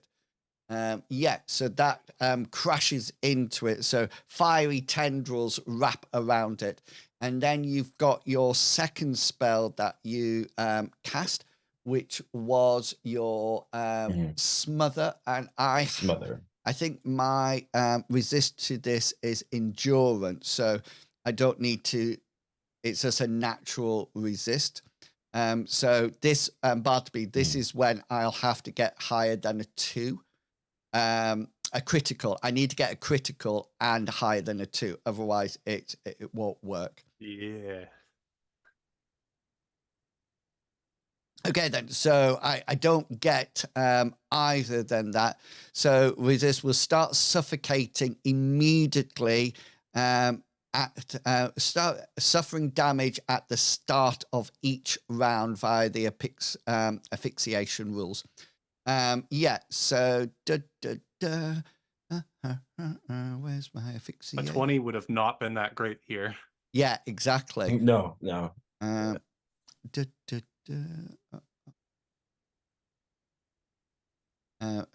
Character can hold their breath. Once a period, characters must make an endurance. Right, so what it does, if asphyxiation ends before the character dies, oh yeah, so what happens now, it affects my fatigue. That's what actually it takes down. So I'm actually going, so I failed my check. So if I fumbled, I would take a number of extra levels. So I gain 1. So Ron, Cyrus, roll a 1d2.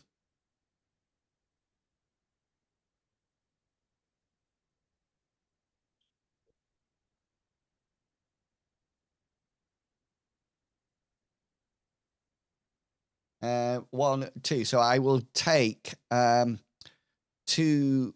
Let me just pop that on. So I will take 2 at the start of the. Is it every round? It said, or at the start.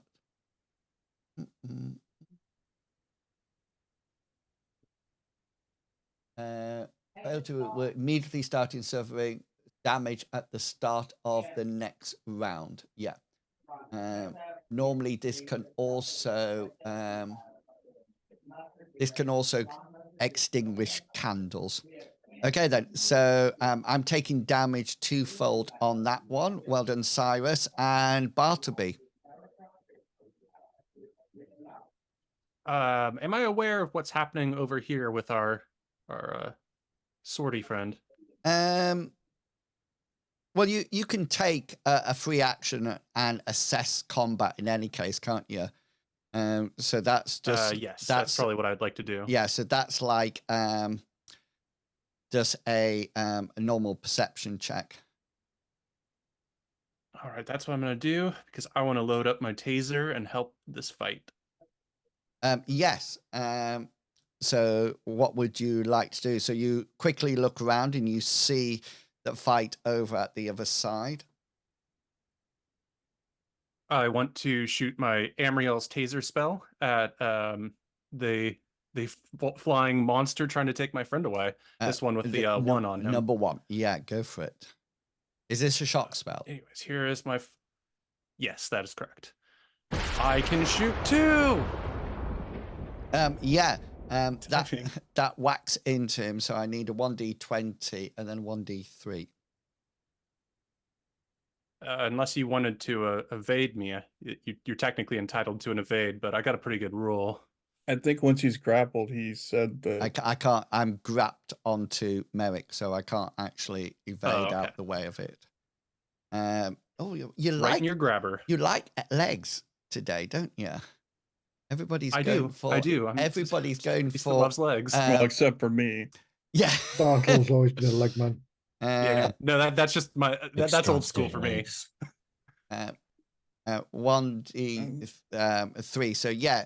So what I'm going to say at this point, Merrick, is that that shock to one of its legs has released one of its legs onto you. The other leg is still attached, but your rolls now, if we do a brawn, if you want to pull away or whatever, your brawn roll is going to be an easy compared to my hard now, because I've only got one leg. So Cascade, they're doing well. Cascade got an ad. They were shooting and shaving pretty low, weren't they? Yeah, but they're saving, I think it should say, not shaving, unless you're doing something on the cameras that I'm not aware of. But no, they're doing all right. The sword is very sharp. They're doing fine at the moment. Okay, that's Bartleby over. Hasra Khan, you are up. Right, let me run something by you and see if I can Oh, I like it when people say, no. Run this by you. And, you've annoyed me today. Yeah. Can I lean? I've got my spear. Can I lean over Merrick and stab this one here? No. It's attached to his left arm.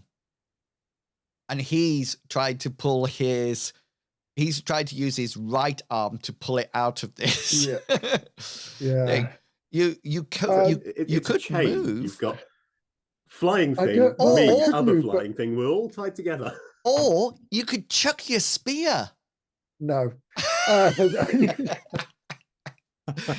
dear. You could. Well, if I go round this way, so I'm not breaking contact with it, and then stab it.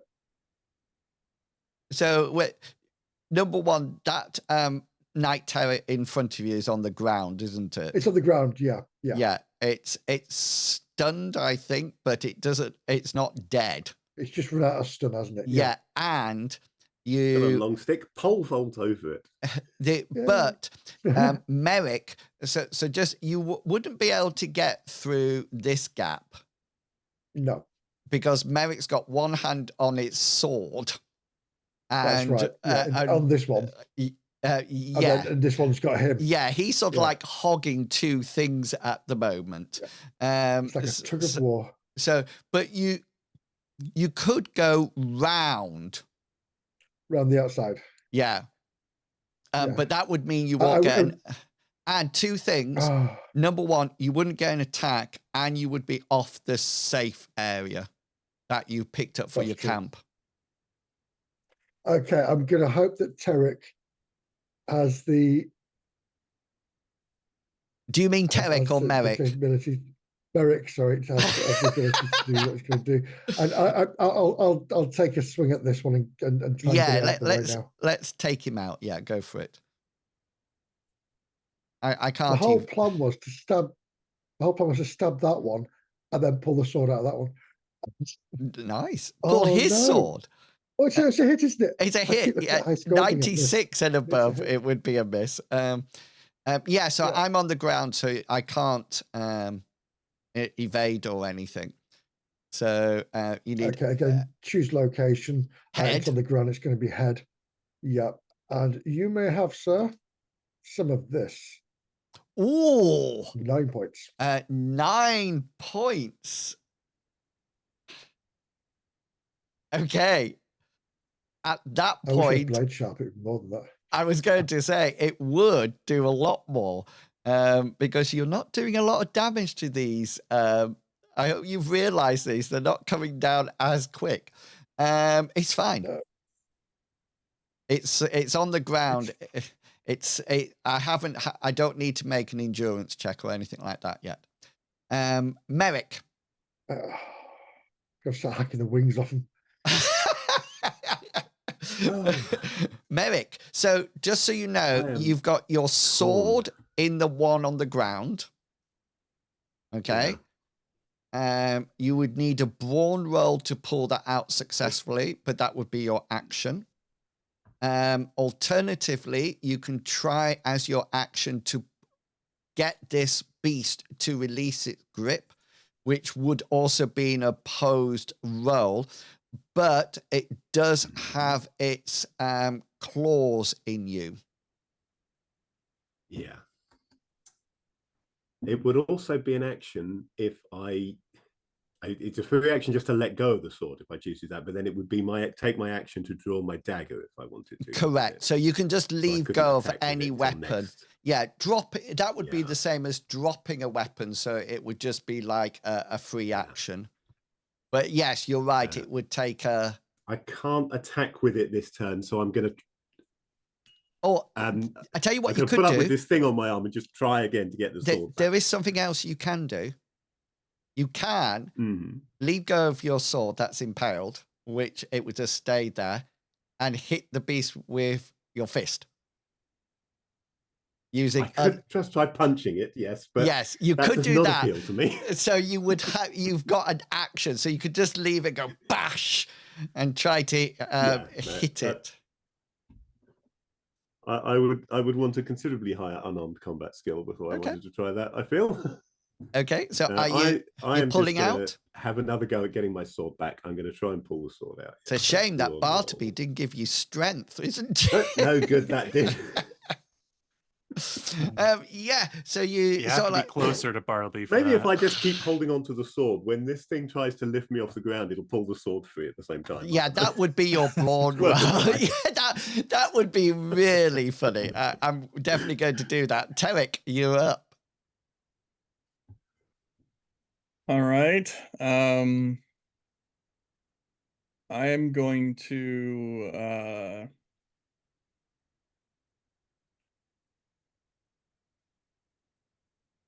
I'm gonna grab attention. I'm gonna grab at my at one of the mummified heads. Okay. And call forth Gaz, or try to. Who is my death spirit. Ooh. Okay. Okay, see you later, Royal Fleeks, and thank you for saving Bartleby. Yes. Thank you. So roll your binding spell. Binding. Yeah, so your death spirit. This is the one that we've got a thing for, isn't it? It's a manifest. Yeah. Roy Fleek says, glad to keep him grounded. Laugh out loud. Oh no, that's okay. Then we'll use the one that I've got is your darkness elemental that I've got. So it's going to manifest in front of you, isn't it? Yeah. Let me pop. I'm not using that. And then what would you like it to do? That's the other thing. I would like it to I'm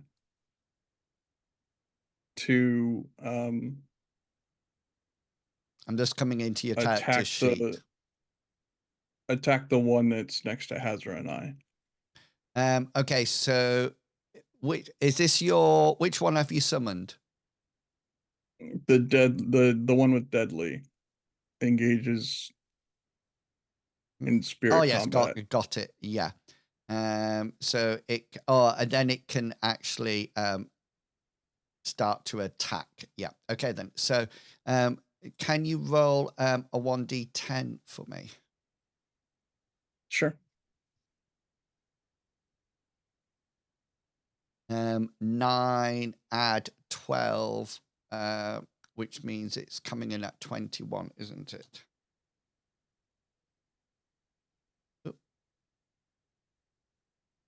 And you see, you've just rolled its initiative there, which will pop it. That's what I figured. Up there. Okay. This is which one do you want it to attack? By the way, just let me know again. The one that's on the ground in front of Hasra that we've been fighting. That hasn't gone down yet. So let's pop it there, shall we? And then we know it's on that side. Okay then. Back up to the top of the round for anybody who has 3 combat 3 combat actions. I don't.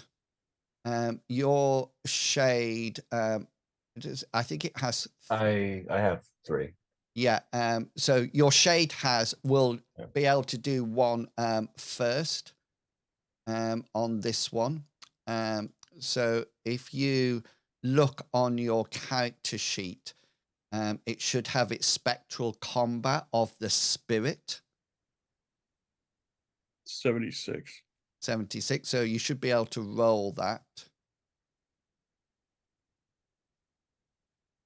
Yep, that's good. I resist via my willpower, but fail miserably. Did you say it's got deadly? Yes. Cool. So that will therefore do damage. Roll damage. Yeah, hang on. Deadly gains the ability to either dissipate or sunder a spirit that has been beaten. Okay, then. So I think it has sunder, doesn't it? I think that's what it's got. So your spirit has got 1 level of success over me. Okay, then. So you can actually use a special, and you can use, what was it, sunder, or what was the other thing that dissipate?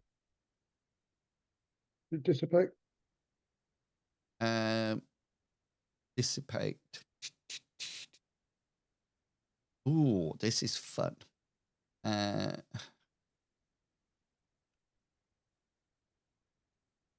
Sunder a spirit it has beaten in combat. Okay, then.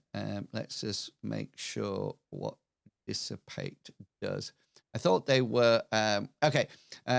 I'm just going to say that your spirit wins that, gains this special, and disconnects the spirit from this beast from its actual bodily functions, which means, of course, the spirit has destroyed the spirit of that night terror, which means it is now deaded.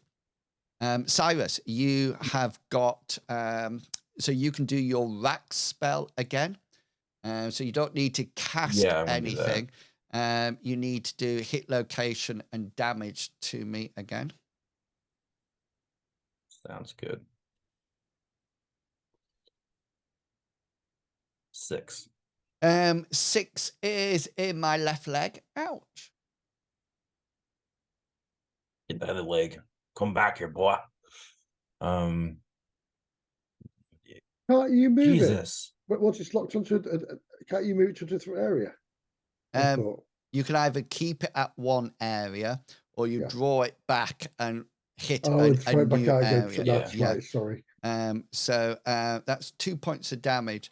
That doesn't go through its natural armor, because I think, it's bad. It's a bad roll in the damage. Yeah, it's twice now. But he is now at 1, 2, 3, 4. He's now at exhausted level, which means he does not have a lot of things left that he can do. I think he's lost. He's going to lose. What's he at? Exhausted. So his skill grades are formidable. His movement is reduced. His action points are reduced. So he only has 1 action, and his initiative goes down by 1 as well. So this one. I think you're going to quite easily just destroy it in a second, Cyrus. So we'll see. Bartleby won't have any more actions. Well, hold up. I would like to spend a luck point, if I may, to act here, because time is of the essence. And I'm assuming I can't move closer to my allies and then cast. So I'd like to take this chance to come up behind Hasra and somebody order a blade sharp.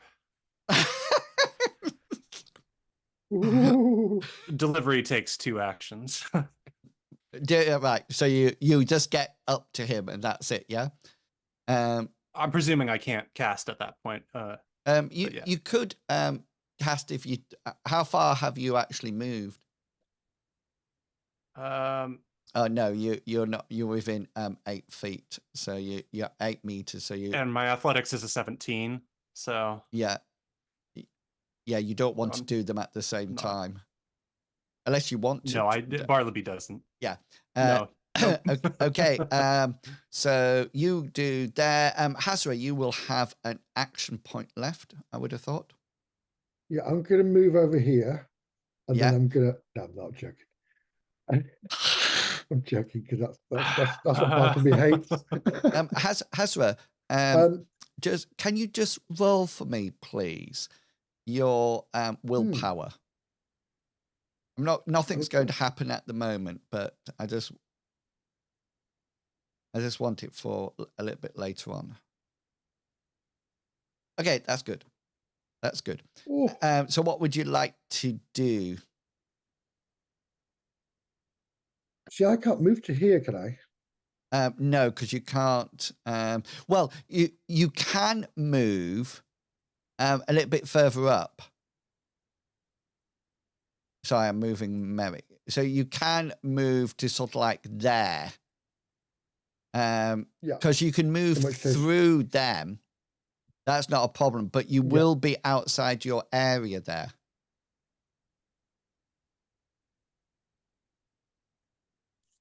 I'll just slowly.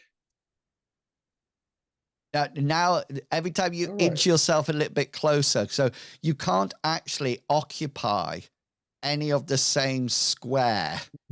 You can move through them. That's not a problem, but you can't. You can't be sort of like occupying any of this. On top. Oh, Mr. Blade Sharp. Sorry. It's okay. There's a sword laying around. I can just give it to that sword. Oh, cool.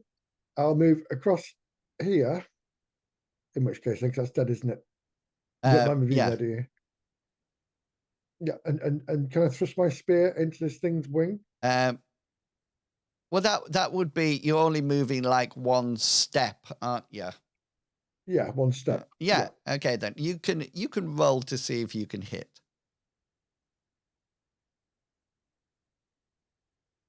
A most palpable hit. Yeah. So you hit that. So you got a special hit. Choose location. A special hit location and damage. Choose location, and I'm going to go wings this time. Oh, wings! Nice. You haven't hit any of those yet. No, and it's stupid for not thinking that in the first place.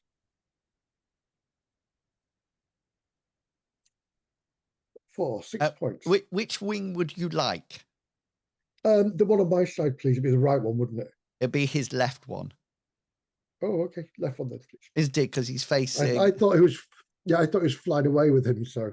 No, he tried to fly. He hasn't got that far yet. I'll do that in a minute. Okay then. Which wing? Right. How much damage do you do? 6. Okay. Just 6. Yeah. Just 6. What are you doing today, people? Not blade sharpening. Exactly. Exactly. Yeah. So you do realize that their wings are quite tough. They seem to be a perfect predator. Maybe they've got a soft underbelly. Merrick, do you have any action points left? I do indeed, and I'm having no luck with this sword, so I'm going to try and get my arm free this time. Okay, so we will roll our brawn rolls. Okay, shall I roll mine first so you know what you need to beat?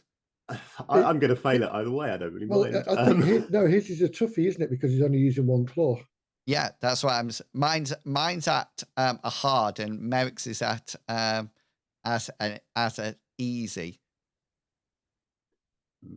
Right, I'll roll With mine. a slightly better chance than getting Ignore the formidable due to fatigue. That's not the case. So I've actually failed mine. So as long, hang on a minute, because as long as you succeed, that's all you have to do. Easy's. Okay, so if I can succeed at an easy bronze. Yeah, look at that. I could have got my sword back with that roll. Well, this is true, but you do manage to rip your arm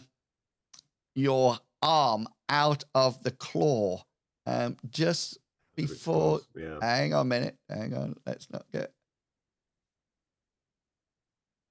And you, as you pull it out, you take 3 more points of damage to your arm. That will be. Ouch. Is it still up? That's no. Have I ripped it off? That is. Well, no, it's not. Oh. It's a serious wound or whatever it is. Though I've hit. I had 2 hit points left. So what am I on? -1. -1. Okay then. Now. So what you need to so it's bad. Okay then. So you need to roll your endurance check against my original roll.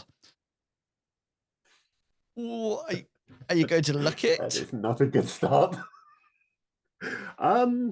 Yes, I am going to use my remaining point of luck, and I'm going to make that. Okay then. So just to let I'm going to have to. I mean, I'm still going to fail, but I'll try it. You can why don't you reverse and make it? You just reverse it. Yeah, that's what I'm thinking. Though this is an opposed roll, so if I reverse that, it's only 7. The chances of you. No, it's not opposed. It's an endurance. You're fine. Oh, this is the endurance. It's actually against. Yeah, in that case, I'll just reverse that. It's against my original attack roll. That's what it's against. But if you're using a point of luck, I'm quite happy just for you to keep it up and running. Just to let you know, if you had failed, your limb would be useless.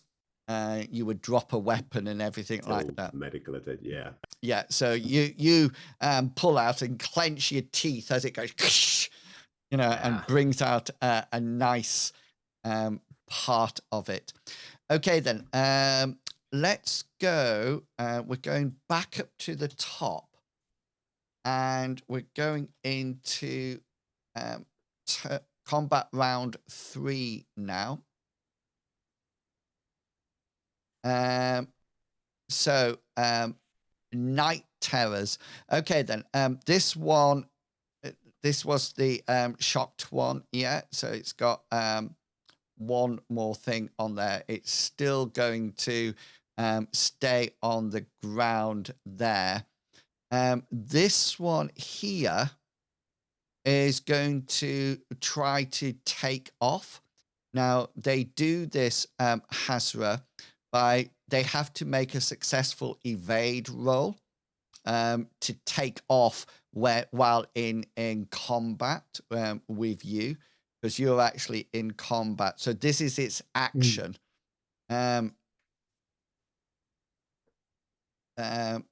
Ignore the formidable due to fatigue, but even on a 91, it fails. This one is slowly, Cyrus has it wrapped up with fiery tendrils and is slowly suffocating it by constricting. Are you going to constrict one of your fiery tendrils around its neck, Cyrus? Or do you? So the premise was I was gonna hopefully constricting, and just kind of like how like anacondas, how they get their prey, as they mostly constrict the blood vessels from going through. Because they're. And so that's kind of where I'm going. That's how he's getting fatigued. Yeah. So it's slowly being smothered with your fiery tentacles. Your death spirit's got nothing to do because it's done its business, Tarek. And so Cyrus, would you like to roll another? You can either leave it in that area and constrict it even more, or you can try to reapply your rack to roll another I'm 1d100. gonna reapply it. So 1d20 then. Yeah. Ooh. 16. What's that? That's in a wing. Do Yeah. some damage. I'm gonna constrict that wing, prevent it from flying off. Come on, baby. Come on. Yeah. Ah, nice. Yes. It's sort of like twisted around its wing, and there's that awful singeing smell of burning reptilian skin. But the tendril round its neck constricts yet again, and the night terror falls to the ground, really not being able to fly anymore as your tendrils slowly suffocates it. Bartleby. I'm assuming I saw somebody just yank their arm away and somebody run away from me, correct? Yeah, I was going to say you were going to blade sharp Hasra. Well, I spent a luck point on that. That's I was old school. no, it's fine because he now I'm spent going to a pivot. luck point on that. Hasra. Sorry. I spent a luck point to be in this position for something else, but now I'd like to place my hand on the pained shoulder of my comrade. Yeah. And give a little bit of healing. Oh. This will fix a serious wound completely. If it was a major wound, I'd only stabilize it. And let's see if Amriel loves you. You've got a small chance of failure. Yep. Not today. Not today. So that takes Give you some glorious light to your arm. So that takes it up to max hit points again, doesn't it? Fully healed. Not a single scratch. Not a single scratch. Let me just play. I'm definitely a convert now. Smells like a new car. Here comes the. This is one of my weak healing spells. Here comes the healing spell.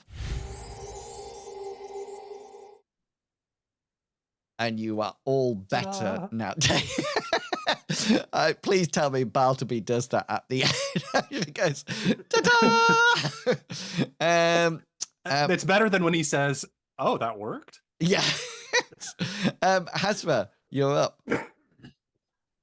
Sorry, I'm just joking. Right. Okay. I'm going to hit this damn thing again in the wing. Rinse and repeat. Oh, it gets 2 crits. So he can do choose location and max damage. Or bypass armor. Oh, Good call. Bypass armor and max damage rather than choose location. Yeah. Okay then. Yeah, definitely. So you want a location? 1D. Yeah, please. Oh, 11. That's something tasty. That's a chest. Chest. Yeah. You don't need any blade sharp. Can we pause while you just blade sharp then? And that would be 9 points, if memory serves me. Yes, 9 points in its chest. So what's your weapon do? 8d plus 1. Plus 1. And do you have a strength modifier? A damage modifier? Do you have one at all? I don't think I do. No. Oh no. No. So I'm not very strong, am I? No. So that's 9 points of damage. Bypasses my armor. A soft underbelly on his chest. So you do bypass. You find that little chink in the armor, and you plow in, and you do 9 points of damage, and it's fine. It's just a minor gun. It's just a minor wound there, and probably it's like 12 or 15 minimum for his health there. We need to load it with death spirits. Yeah. Merrick. Wow. You can. I'm gonna have another go at getting my sword back now. Yeah. And it's dead now. Can I just say that it's a shame Bartleby didn't give you that that might spell. That would have been good that'd at be this awesome. point. I wanted to stitch his arm back on. Yeah, I'm happy to have the arm back, to be honest. Yeah. I'll give you your might in just a moment. You'll just I wait got for it. your energy. Yes! Did it. Got my sword back. You've now Yeah. got your. The rush of adrenaline from the initial pain when I temporarily lost half my arm is obviously enough to give me the strength I needed. You See, gained. that is impressive. I had to ask somebody to get mine out. Yes, that is true. Yeah, you can. Merrick can get his out without might. He doesn't need that might spell at all. Okay then.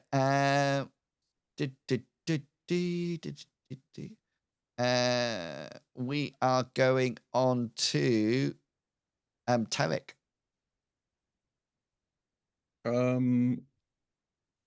It cost me a magic point and an action point to command the spirit again, right?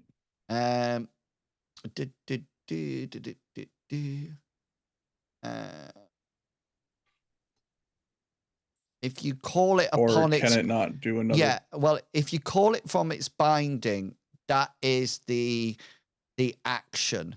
That's when you do your binding spell. To the best of its abilities. Yeah,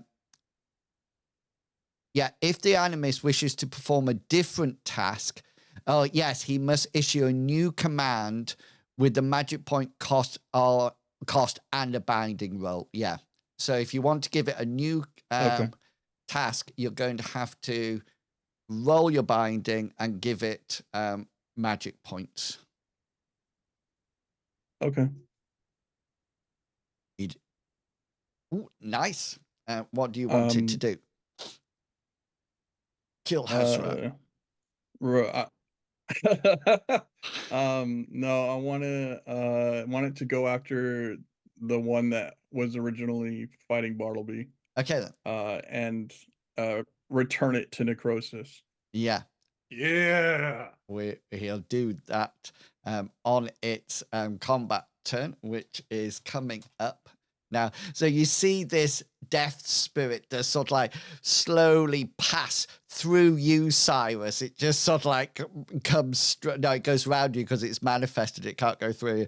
Slowly comes round. Yeah.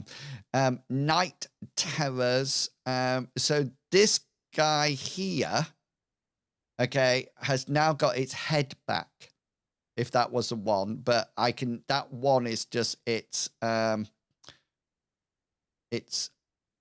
number one of mine, so I can keep tracking it. So it's going to try to do its evade again to try to fly off. Which it fails in any case. Spectral roll for the spectral combat for the death spirit, please. Right.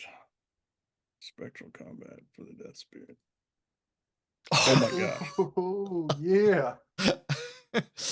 Okay, so this one is ripped to its soul is ripped out as the death spirit sends it back to necrosis. You can talk to Bartleby about what necrosis is in a minute. And Cyrus, you finish with this one. What would you like to do? I'm going to the number one, is that, or where the ones that's left right here? I'm gonna switch my tendril over to it. Yeah. And try to attack it. Yeah, go for it. So you need to roll a 1d 20 for it. Oh, you like going for this wing? That's the same wing. Once I figure it out, that's how it works. Yeah. So yeah, that doesn't do that much to it, but it starts gaining levels of fatigue at the beginning of the round. Bartleby. I am going to place my hand briefly on the shoulder of Merrick once more, and I'm going to ideally make the glowing light from his arm transfer to the sword that he now has in his hand. Ooh. For a little bit of sharpening blade. Amrail does, in fact, love you. Yeah, so technically you need to touch the blade, do you not? Could I try to do that? Would I need to roll? You're not It's a two-handed weapon, so once you got it back, you're not quite attacking with it at the accessible. moment, aren't you?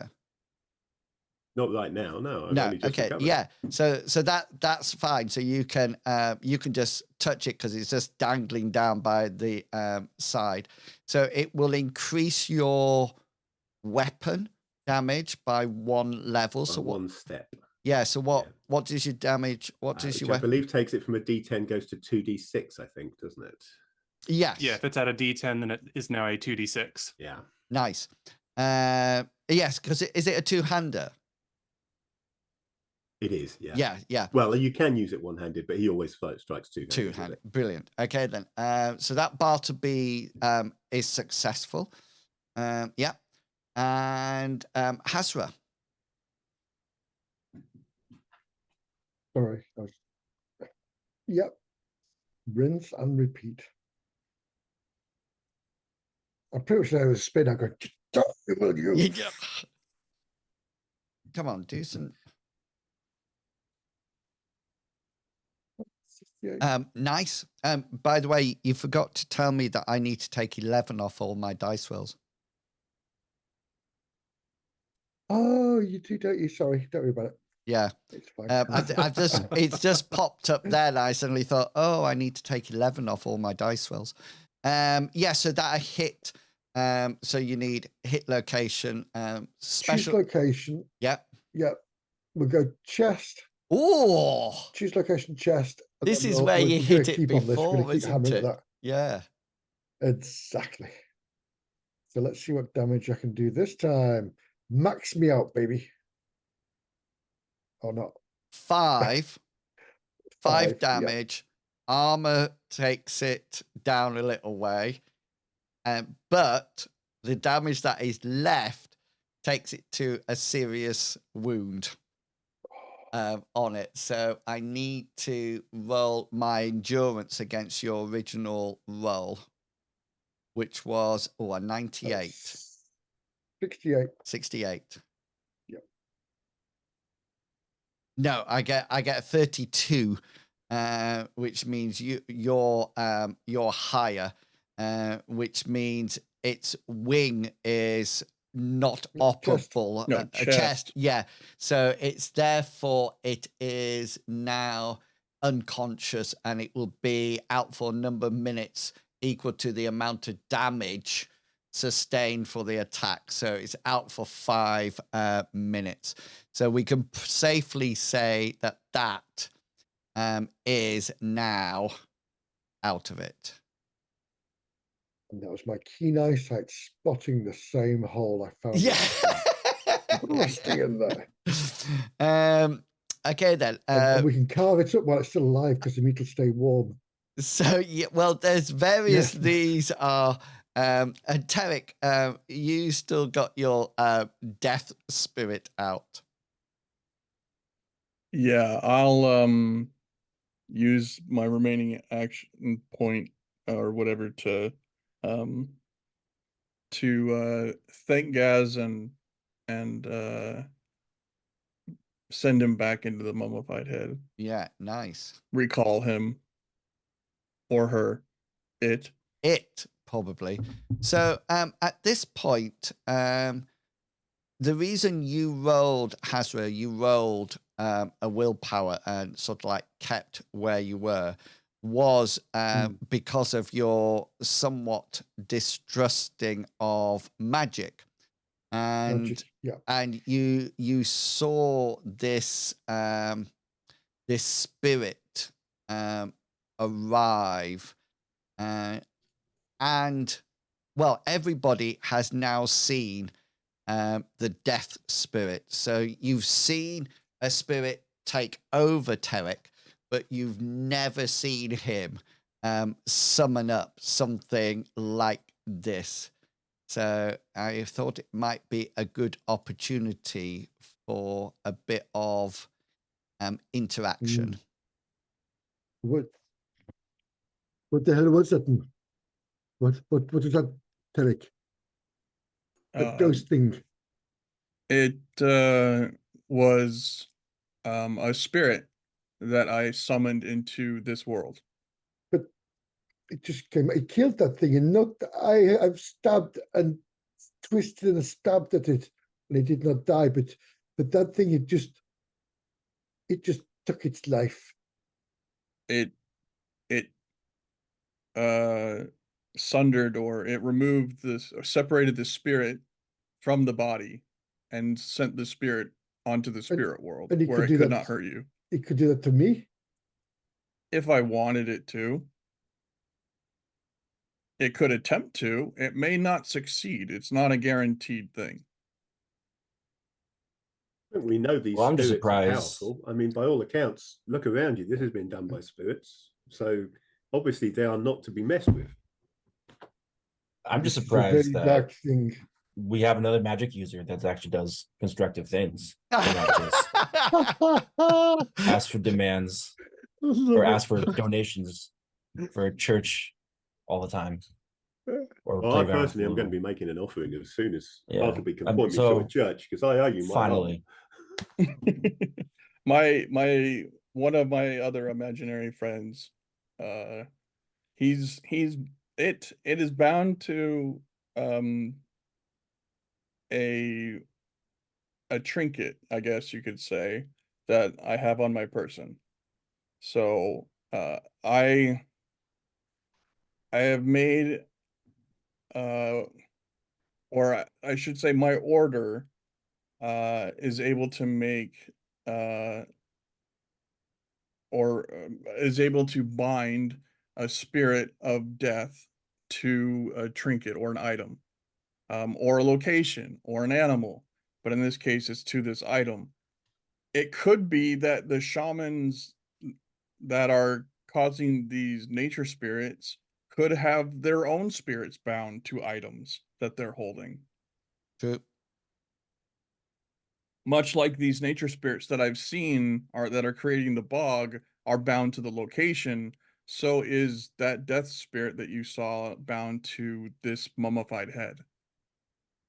That is quite disconcerting in a way. I mean, I have this necklace, and I'll pull out my jaguar tooth necklace. Yeah.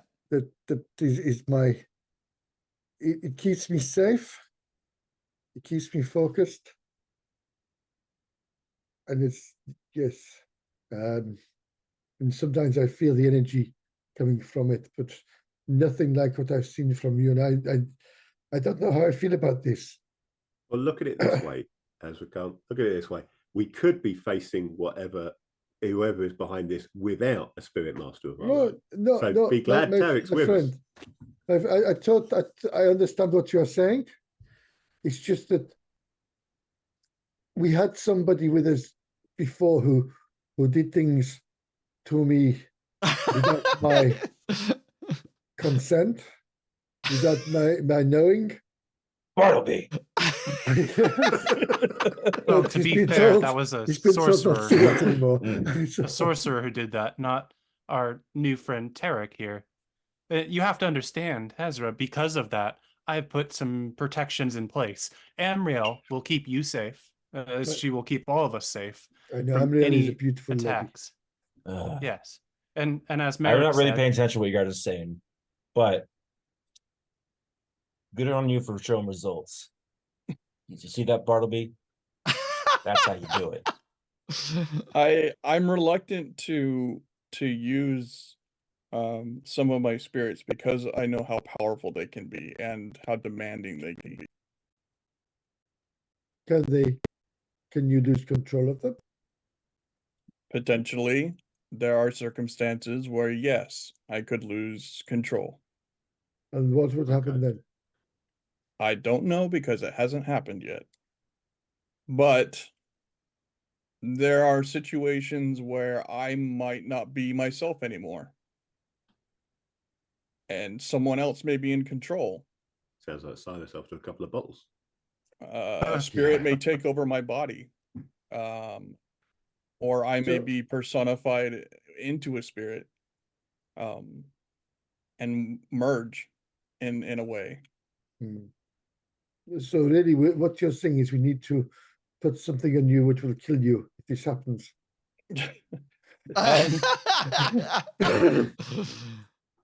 If it happens, hopefully, well, I guess you wouldn't really be able to talk with my former master like I can, but he can talk to his former master. I just got that. That was cool. But I am of the order of Necrosis, who is the high spirit of death. Death is nothing to be feared. It's nothing to be scared of, just as much as darkness is nothing to be scared of. It's just the absence of light. Death is just a part of the process. And when this an is the bit I'm aspect waiting of- for this. When as the something aspect, go go for ahead. it. No, you go for it. As the aspect of death or darkness comes into play with my order, we have an agreement, and we have I guess you could say boundaries in place between the two of us. And so I put my trust into these spirits as to do as I bid. And as long as they're bound, I have control over them. Once that binding is removed, though,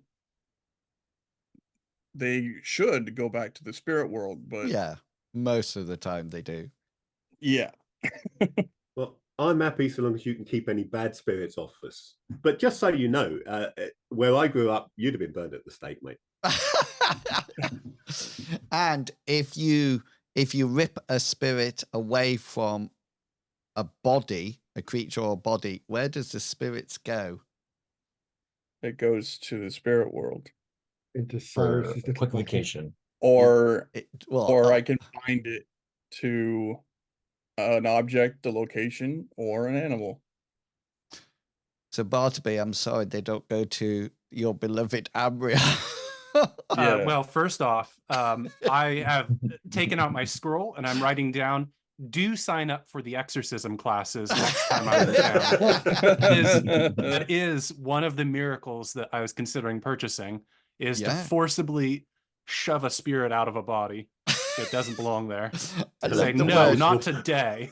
I love the word forcefully shove. Just to like get As rid of opposed it. to a passive shove. Yeah. The power of Bartleby compels you. Yeah. And Ambriel's there too. Yeah. That is nice.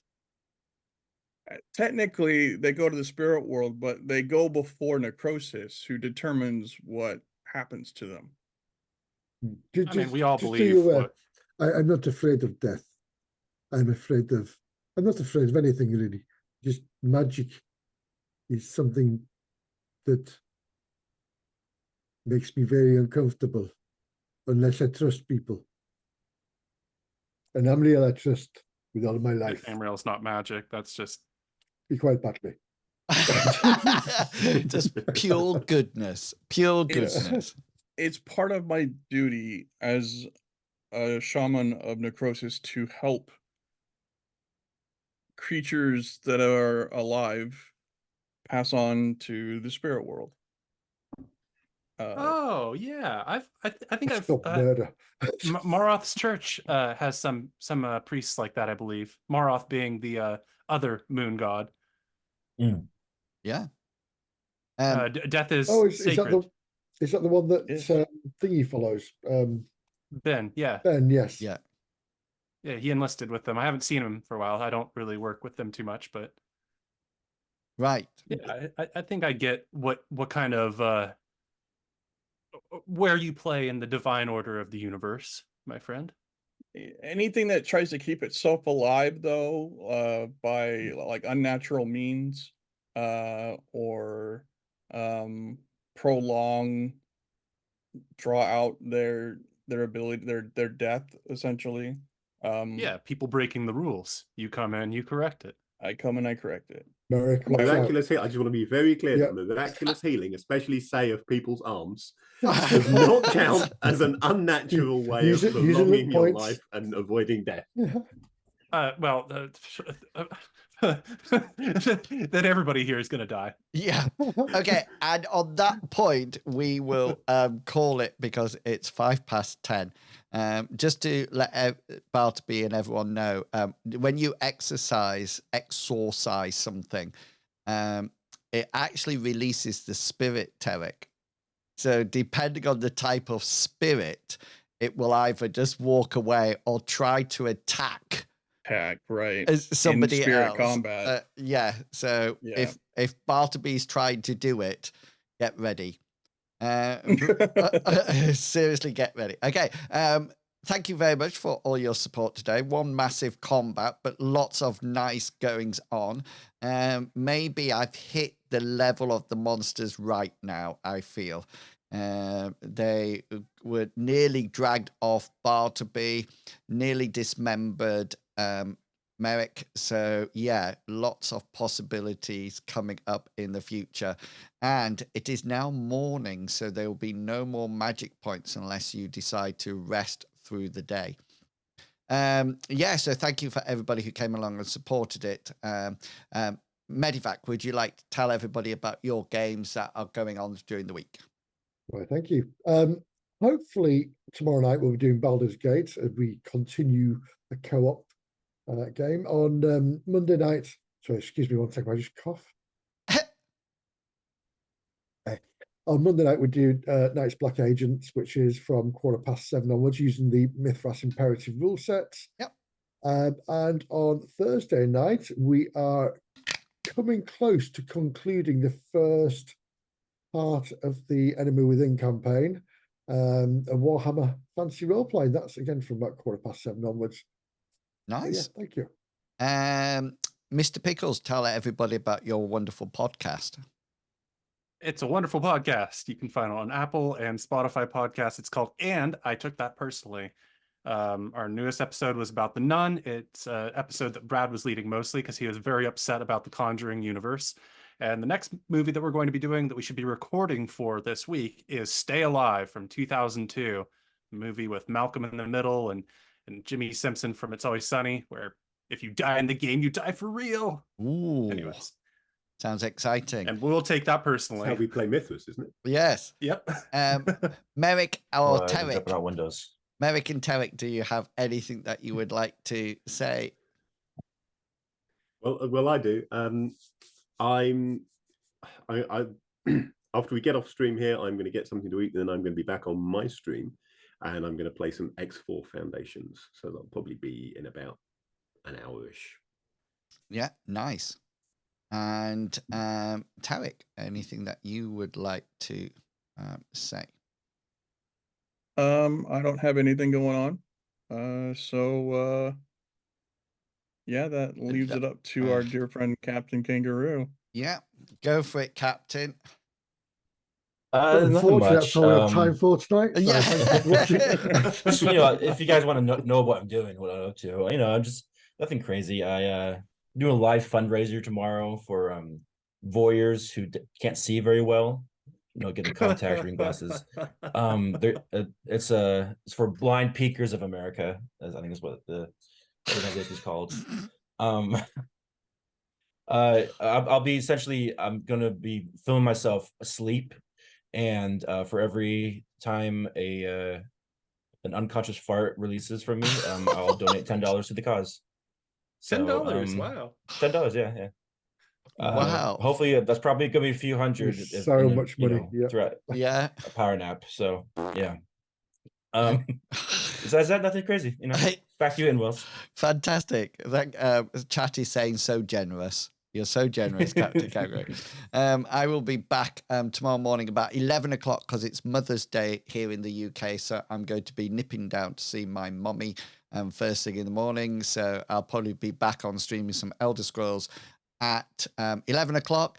And then depending when I get bored, I'll switch switch to some Guild Wars 2. And then on the evening, players do not watch because I will be doing some GM prep over on my YouTube channel. So lots of games and activities that we're providing for you all throughout. Don't forget, you can keep up to date with all the role-playing